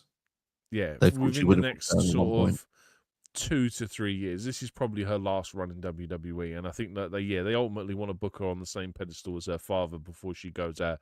If anything, it would be a bigger deal if she leaped above her father. For instance, when she won the Rumble, she should have come in at number 1-1. She should win more world titles than Ric Flair, and they ultimately won't do it. They'll put them on the same pedestal, and that to me is wrong because although they are like first and second generation, there's this whole woman thing, and if you want to make women's wrestling a bigger thing, have her outdo her father. Well, she's outdone him on Rumble wins. That's one thing I can say positively. She's the first ever 2-time women's Royal Rumble winner. But obviously, Ric Flair only had one for the men in 1992. Still, in my opinion, the best one of all time. But hey, that's my opinion. I'm sticking to it. Yeah, I mean, obviously, this match for me, I thought was good. I don't think it was bad. I just don't think it had as much going on. I think I would have booked a number of things differently. Jordan Grace looked awesome in the match. I think that's where it really picked up for me, particularly the moment she, I think, picked up, it was Piper Niven and did that variation of like a DVD and then sort of flipped herself over with it where she almost went catapulting into a ring rope. That was an amazing spot. And I think literally, That's great. Yeah, I think that Rumble match from that moment afterwards came alive. I thought it was fine beforehand. I enjoyed this more than the men's one, if I'm honest with you. Like That's fine. the whole 15 minutes before we even get elimination, I thought was fresh because normally by the 9th entrance, we've normally had 1 or 2 people eliminated, but they've given us a time frame. They had a consistent amount of women in there. I think a load of them put on really good shows. For as much as I wasn't overly keen with B-Fab, I think she had a great spot with Lash Legend in the middle of the ring where they both big boot each other in the face. Zoe Stark, although did flop a springboard move, she recovers and doesn't like like buckle on the move, which I thought was okay. Chelsea Green has a fantastic display, as we said before. Bianca Naomi, Jordan Grace, they have a great spot. Jordan Grace, like you said, is as entertaining as anything. The fact that they have 5 NXT women wrestlers in there, I think is fantastic. Oh yeah, you're missing Masha Slamovich, who we all thought I think was going to get in there. But like you said, you've got Julia, you've got Stephanie Vakor, Zelina Vega had a decent spot. Trish Stratus coming out. Trish Stratus I was really happy with because I was like, it's one of the few Hall of Famers that I'm so glad to see them in the Rumble because I know what they can do in a ring. I'll be honest with you, I think my only actual disappointment from this match was Nikki Bella coming in at 30. The 30 spot, if you're not going to do a tournament or a match or something where someone wins that 30th spot, it should always. I think the 30th spot should always be like a mystery otherwise. And when we got to the men's run, when we got to both the 30 spots, it was like, oh well, Nikki Bella's left. We know Nikki Bella's coming out. And when it got to the men's, it's like, oh, Logan Paul's coming out, and it ruins it. And it's like kind of like we had Cody coming at 30 last year, and I was like, do you know what I mean? It's a spot that should either be, everyone should be told that this is the number 30 entrant, or it should be a mystery and like just have someone like an Alexa Bliss coming at 30, I think would have been a bigger deal than Nikki Bella. Oh yeah, I mean that's a very good shout because I was going to say an alternative name for it, and I was going to offer you Trish instead of Nikki because I mean I didn't think it was a guarantee Nikki was going to be there, but certainly was one that we thought was a probable one after her appearance on Raw. Alexa Bliss, though, I do think I mean it's hard to feel that pot would be topped wherever she'd come out because, like you say, it would have had the emphasis. But I get the point you're trying to make. Yeah, I mean, I think for me, I still don't get over the idea that Becky wasn't in it because the second she wasn't in it, I went, well, Charlotte's winning because it was for me, it was a 2-horse race. It was never going to be anybody else. So that was the Charlotte wins Lowell kind of feel, and I think that took the damper. One thing I will say though, in a real positive light, quickly, the talent pool that is in the women's division that was in that Rumble is exceptional. That is probably the strongest field I have seen in a women's Royal Rumble match, and credit to WWE for the amount of talent they are producing, whether they are people that have been there for a decade or if they're people coming through the PC in the last few years and are going to be the stars of the future. They have got serious talent in that women's division. It's unmatched anywhere else in the world, in my personal opinion. And if they can, and I think this is the difference with the men's and the women's rumble, because this is what I'm going to try and go with this, because for me, the women's rumble isn't as strong as the men's, and it's not due down to in-ring quality. I think that's the point I'm going to try and make. It's nothing to do with in-ring quality. It is to do with the fact that if you look at the great job that's been done with the men's division in WWE, there was story beats throughout that men's Royal Rumble, character development all the way through different bits. I mentioned about Ray and Penta starting. Who comes out third? The guy that can't beat Luchadors, Chad Gable. There's just bits and bobs throughout the whole Rumble where it had connection and connected all the way through, which for me makes it a stronger Rumble. This Rumble was, for the women, was more, here's the talented Intercontinental Champion. Here's the talented United States Champion. Or Chelsea has actually got one of the better, more outlandish characters of the women's division, which is why she stands out. She is a head and shoulders in most people's opinion because of her character work. But you throw out, for example, Zoe Stark, you throw out Natalia, they don't have the same characters with them, what's going on. They just have great wrestlers, if that makes sense. So if they can get that same presentation and character development and storytelling into the women's division, which I think has been lacking a bit recently, to go along with the talent that they've got, my God, like WWE can go to a different stratosphere with both divisions that they've got, because they have done an incredible job with the men with what they've done with characters. So many people, when they came through the curtain, yes, I know that some of them are not believable to win. For example, we know Chad Gable's not going to win the Royal Rumble. Carmelo Hayes not going to win the Bron Breakker at this point does not win the Royal Rumble. Neither does Jacob Fatu. But my God, that they all have a role to play and they all bring something to the table. And you're kind of glad to see all of them for that same reason, because you know what they're going to bring and what they're going to deliver. Where with the women's division, you know, we're going to be given great wrestling, but not necessarily knowing where the direction of the storytelling is going to go. Because outside of Charlotte versus Tiffany Stratton, yes, we've had suggestions, a few matches there for WrestleMania, which we suppose maybe could happen, but we don't have that clear direction. We don't have that same feeling coming out of it. And I think that was the thing that was missing for me for this Women's Royal Rumble. That and that one had a predictable winner where the men's really could have been a field of 10. So for that reason, I'm going to give the women's a 3-star or 3.25 star. The men's I'm giving a 4.25 star because I don't think I gave my star rating earlier. So that's where I stand with the difference of the two Rumbles this year. Yeah, I mean, I gave the men's a 3 and I gave the women's a 3.25, and like I said, I enjoyed it better in general just because I've always, like I said, my feelings with the men's one, and I think that they missed the opportunity to do some key moments going forward, or even just tease something going forward that they could have done. And I know what you mean by the women's. Like, don't get me wrong, Shayna Baszler comes out and she just looks like she's just put clothing on to wrestle, and it's kind of like it's like a half-assed appearance now. And I know what you mean. It's kind of like really a big letdown, but like I said, I wasn't disappointed by any of the women. And whereas I was disappointed with some of the men's entrants, like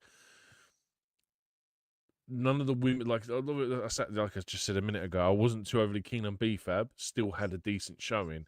Whereas if you compare that to Otis, does nothing, gets eliminated by ISO Speed, and I'm like, this is where I'm doing the comparisons here. I like ultimately, yes, the winner is predictable with the women's one. But they still managed to build someone like Roxanne Perez and make her spend an hour in the Rumble just to lose to Charlotte Flair. And there's pros and cons to both of them, but I generally enjoyed the women's one better than the men's. I totally understand. I totally get your points of view. I totally get your Otis point of view as well, because I think I know the answer to this question then. Who has the better caterpillar, Otis or Maxine Dupree? Otis. Maxine's is rubbish. Maxine brought more to the table, though. Yeah, I know, but it's just stupid. It's just a backwards worm. It's honestly the worst. Fair enough. Fair enough. I really thought you were going to say Maxine, just to really like Otis has not had a good showing on this Rumble. He's going to put the final down in there for him. Otis has always done the caterpillar well, and I don't know why Maxine decides to just do it backwards, because it's like it's always been sketchy ever since she started doing it. So it's just like, just stop. It looks difficult to do. It looks harder to do than the front way, to be fair. Exactly, and plus Otis has a certain figure which makes it easier for him to, perform the action a bit easier. He has more cushion, I think, is what you're politely trying to say. I was being nice about it. There's nothing wrong with saying cushion, is there? But let's go into the comments then. We're going to go back to CD. So they had mixed feelings about Jey Uso winning the Royal Rumble. He should have won Money in the Bank last year. It's a fair comment, potentially could have been said there. I still feel Drew was right at the time. Yeah, no, I thought Drew was right at the time, but I think if you'd have put Jey in that spot and he had a failed cash in, I think this would have been an even bigger deal. Yeah, that makes a lot of sense. That's a really good answer.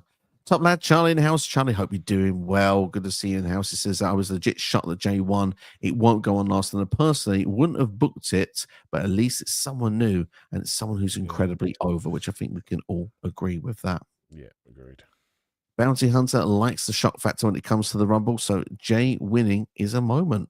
I like that as well there. Goes on to say also a stacked idea for Elimination Chamber. Look at that lineup. Punk, Rollins, Drew, Sami Zayn, Priest, and John Cena. Would have agreed with that, but Sami and CM Punk are going against each other in a qualifying match, although they can always do the second chance thing, which they usually have done in recent times in WWE. So certainly is a possibility to do that as well. What if they give LA Knight Money in the Bank? He's certainly be someone I would consider doing that for this year. Yeah, well, I think we predicted it stupidly early last year and said I could see him winning it. Like, we said it last year that we could see him winning it this year. Absolutely.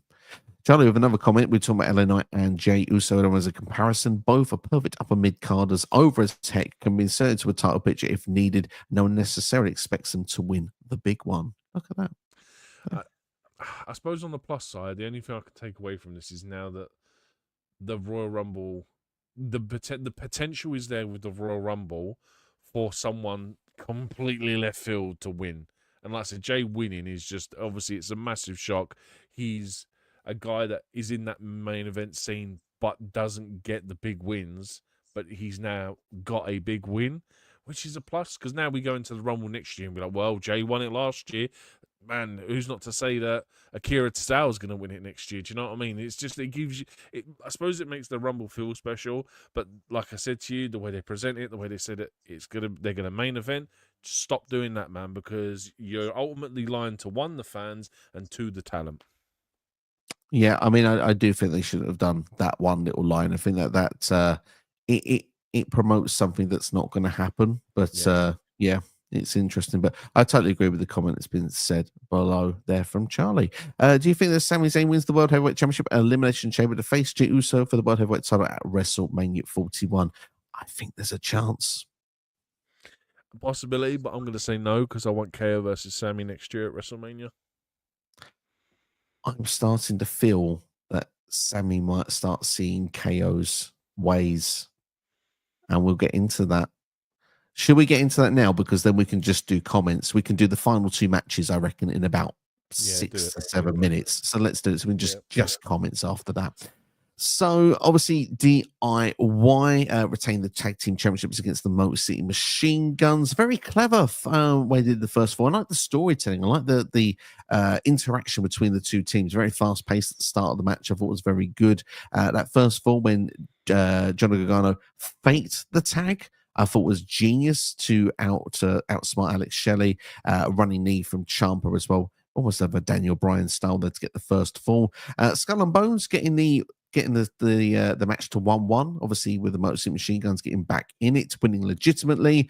And then, of course, when it looked like they were going to pick up the victory, this is when two people in hoodies came out that were faces unshown, a crutch hitting Alex Shelley in the back. Of course, the referee was distracted while this happened, and that led to DIY doing their tag team finisher, the two sort of running knees going into the head. I'm not sure the name of the tag team finisher, apologies, but it gave DIY the retain. Afterwards, it was revealed that it was the Street Profits underneath those hoodies who not only had attacked, obviously, and cost the Motor City Machine Guns during the match, they attacked DIY afterwards. Tag team wrestling lives on SmackDown. This feud isn't finished, which in one way is a good thing. I like the fact they've got a story going on for the tag team titles. I was a bit disappointed this wasn't DIY versus the Revival Toronto style from TakeOver, because there wasn't ever really given the time to allow it to do so. And this was more of an angle as well rather than the 5-star classic. But all in all, I still thought this was a very good tag team match. The finish was a bit of a letdown for me personally, but I'm going to give it a 3-star rating. And it's Steve. Yeah, I gave it 2 3/4 just for the fact that, like you said, it wasn't a 5-star classic. This is essentially an angle match that's on a premium live event that will lead to a bigger match, which, yeah, cool, I'm fine with. To be fair, there was some really old school wrestling stuff in here, like a blind tag. We had a spot where the referee missed the tag for Motor City Machine Guns, and jumping because he's distracted by a Ciampa. So he goes to get in, and the ref's like, no, he hasn't tagged in. And I was like, wow, some really old school stuff here. My problem is that in the next match, they emphasize the point of the referee having that camera on the side of his head, but they don't show any footage from the ref cam. And it's like, that spot in this tag team match would have been perfect for the ref cam, because you would have literally seen the ref wouldn't have seen that tag. Don't give me, oh, look, the referee's wearing a camera, and then don't show any footage from it. It's dumb. But anyway, back to the tag team match. Yeah, they've done it so many times, and I think on one premium live event we've seen it, the highlight from that camera once. But yeah, I thought this match was okay. It wasn't anything to particularly write home about, but like you said, I think it's building to something bigger. The match that come up earlier with the 5-way ladder match.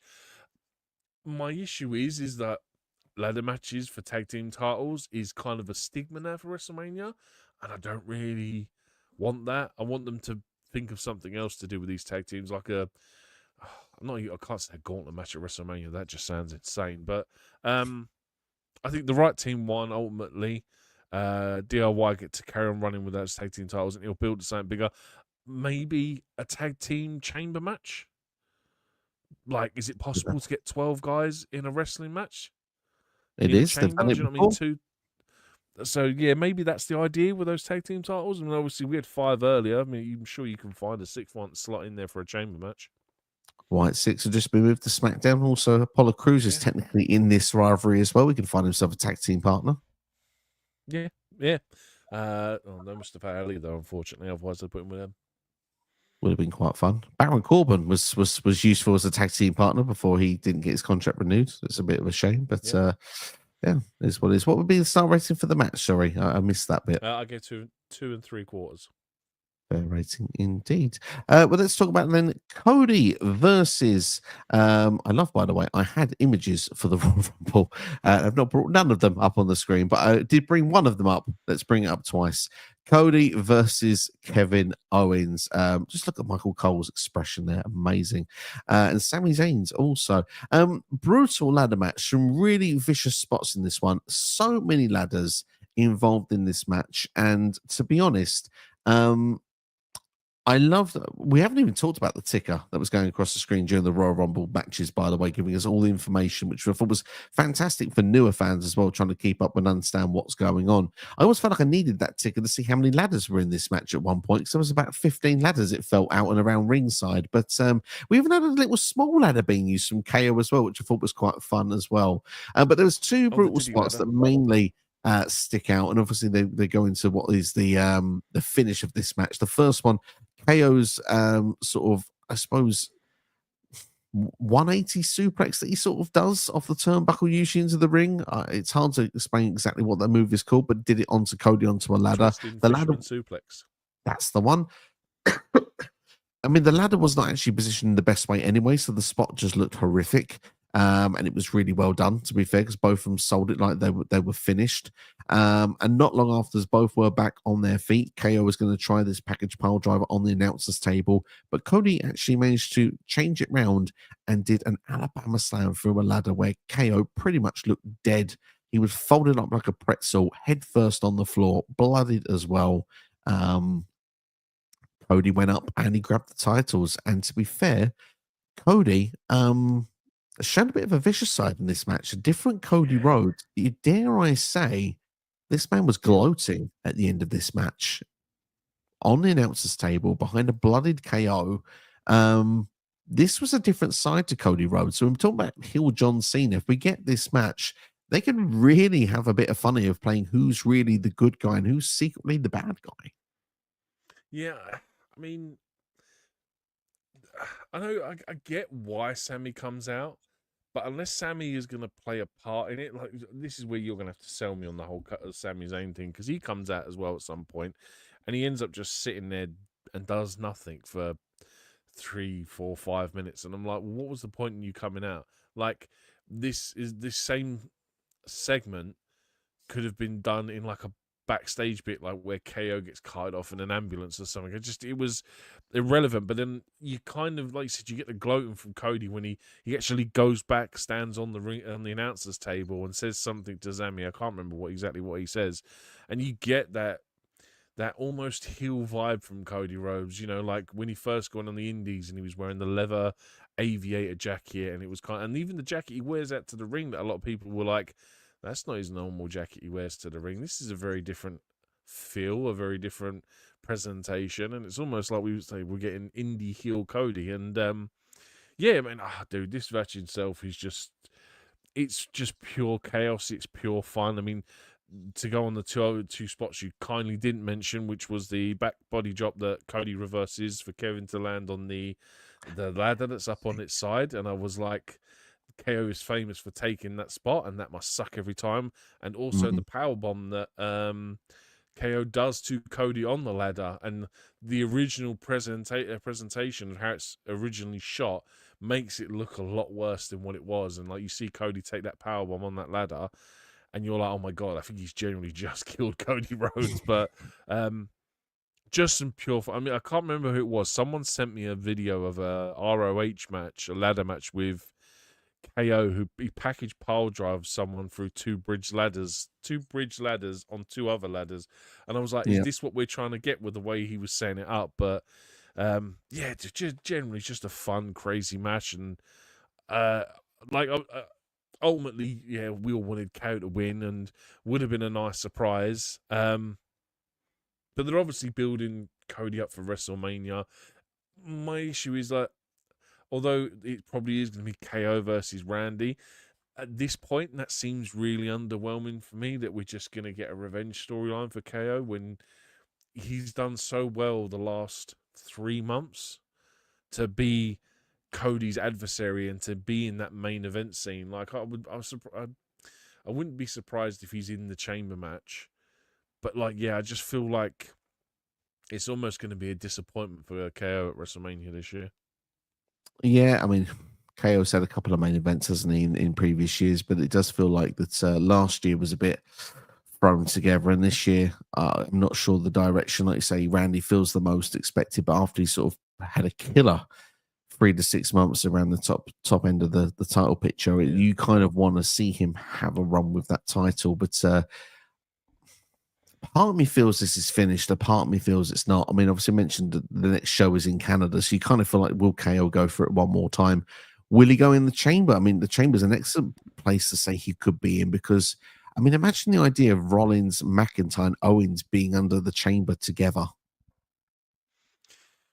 Dude, I mean, it sounds fantastic, and we're honestly blessed with so much great talent. And like, we've seen some dud chamber matches before where like Santino Marella was a runner-up one year, and like the chamber is famous for having really exciting moments that kind of like live throughout history.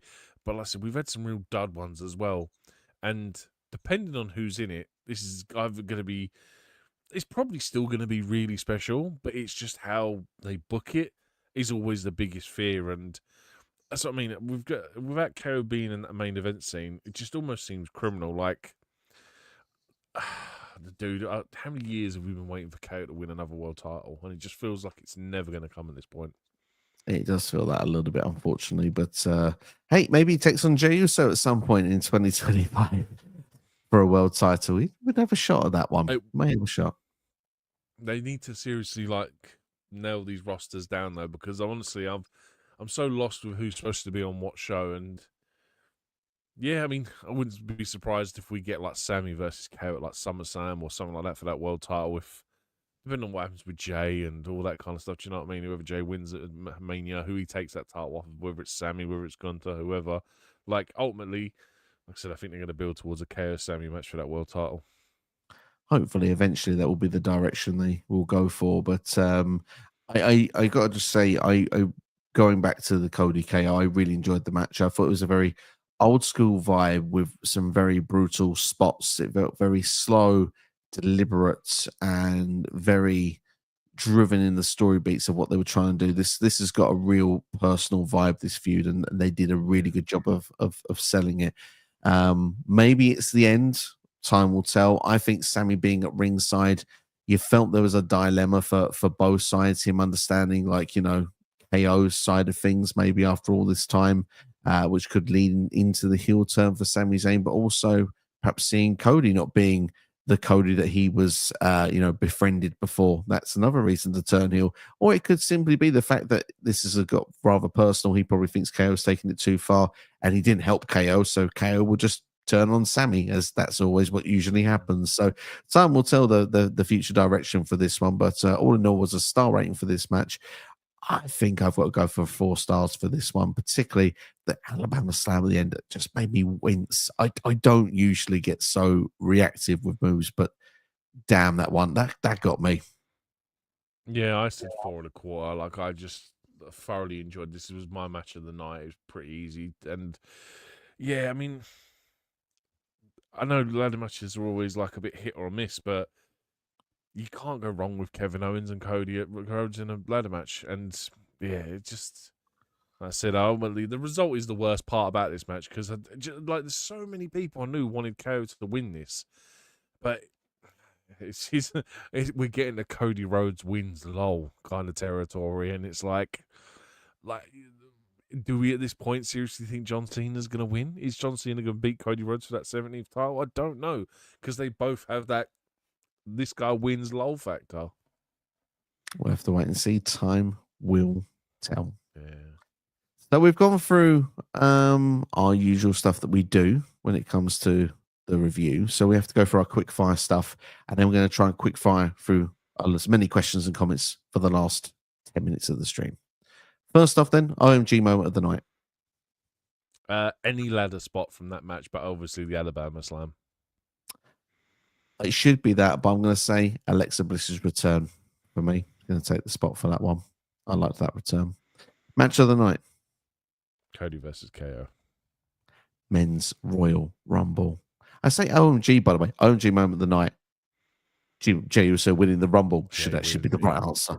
Yeah. It's the right answer, really. Entrance of the night. I have two, Bliss and Hendry. I think they both got the best pops of the night. Bliss will go in this spot for me instead. MVP of the night.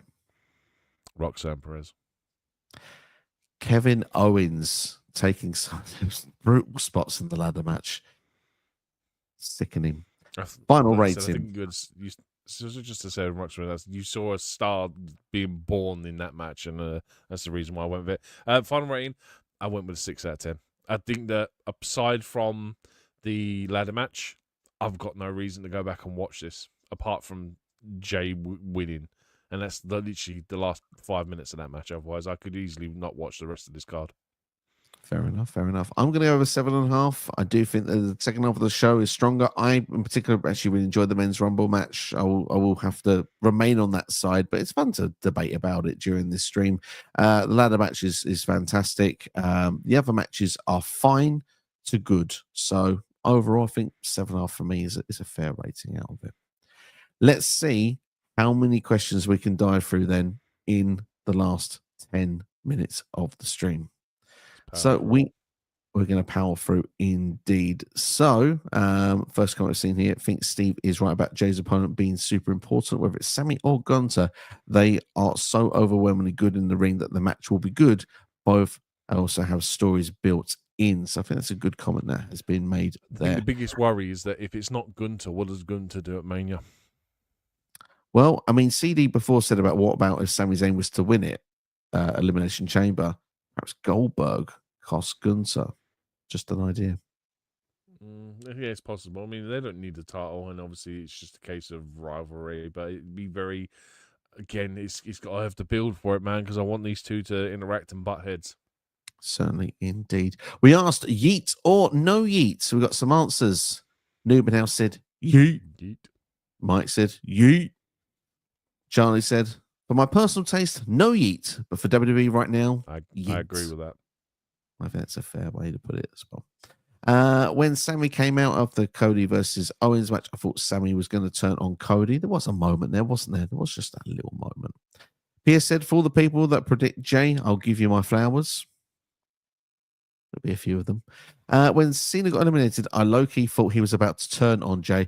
They had that moment because he kind of also did Hogan by hugging Jey Uso, but was very mad at the start there. It was very Hogan Ultimate Warrior from WrestleMania 6. Very WrestleMania 6, yeah. That's what I was about to say, yeah. And then obviously you get that press conference afterwards. You never know, man. Like, John Cena, like how many times over the years have we asked for Cena to be in heel, and now we might actually get it in his final year? Have to wait and see. Might have to see.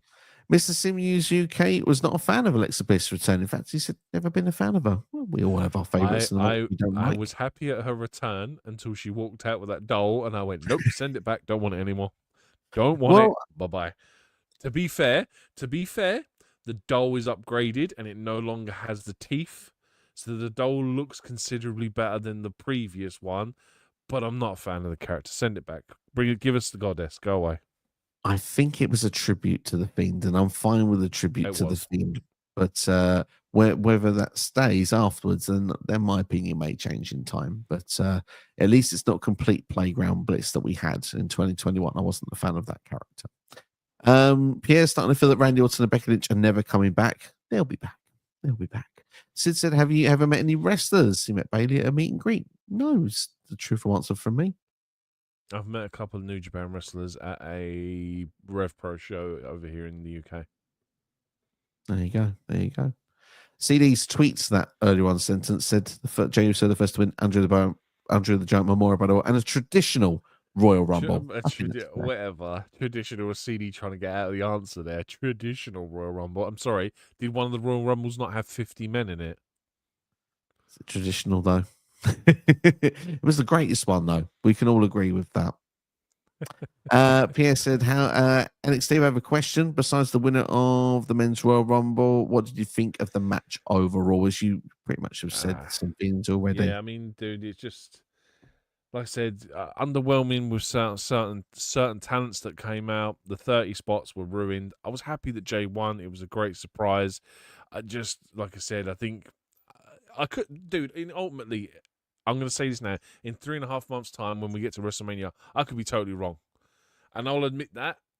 But at this present minute and the direction they're going, I am yet to see the build. And ultimately, when the reality sat in that Jey Uso was going to main event WrestleMania, that to me was underwhelming. Fair. It's totally fair. We look forward to the WrestleMania predictions because both me and you could be retracting a lot of statements we've said on this podcast.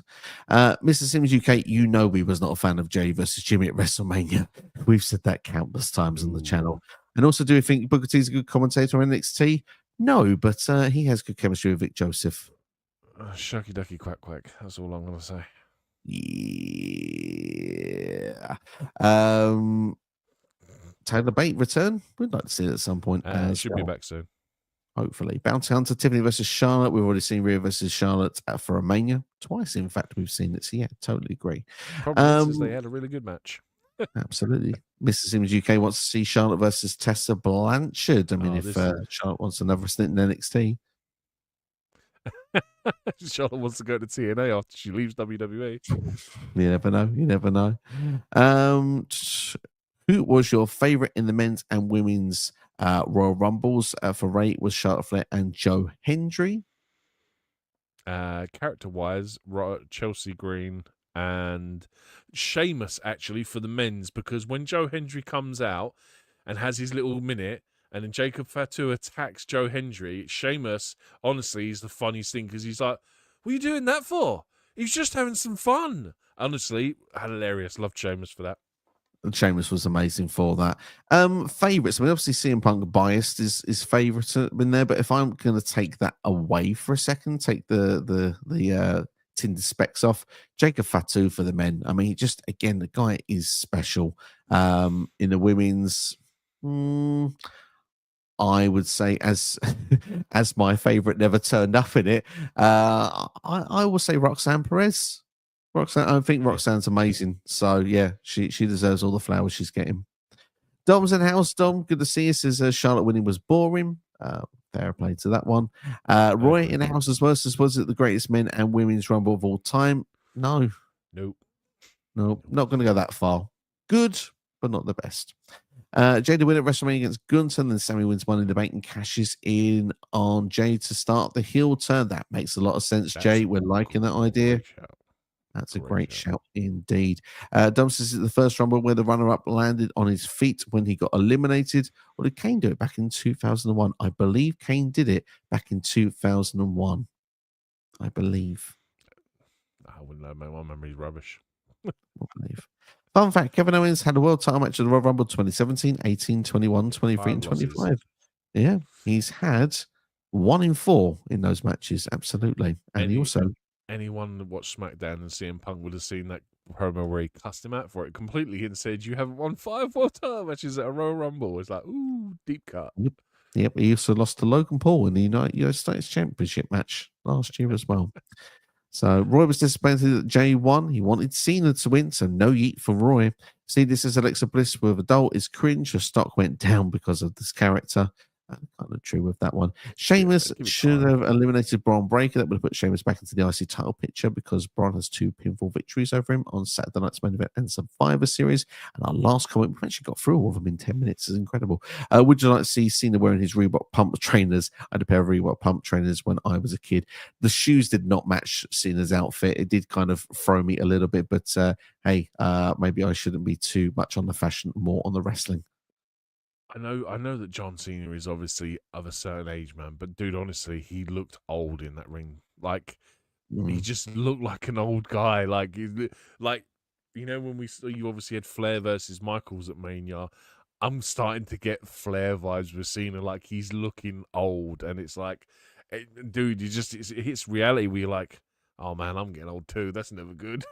No, that's the worst part because we're joining them. Yeah. That's the problem. So, thank you very much for the very kind words. We've enjoyed having you all here for this stream. This has been our Royal Rumble 2025 review. Thank you for all your wonderful comments, all your wonderful interactions, and big thank you to the man next to me, Mr. NX Steve in-house as well. And of course, your Royal Rumble winners, in case you weren't aware, of course, Charlotte Flair winning for the women, Jey Uso winning for the men. And yeah, it's been great to have you all on board. Thank you so much. And guess what?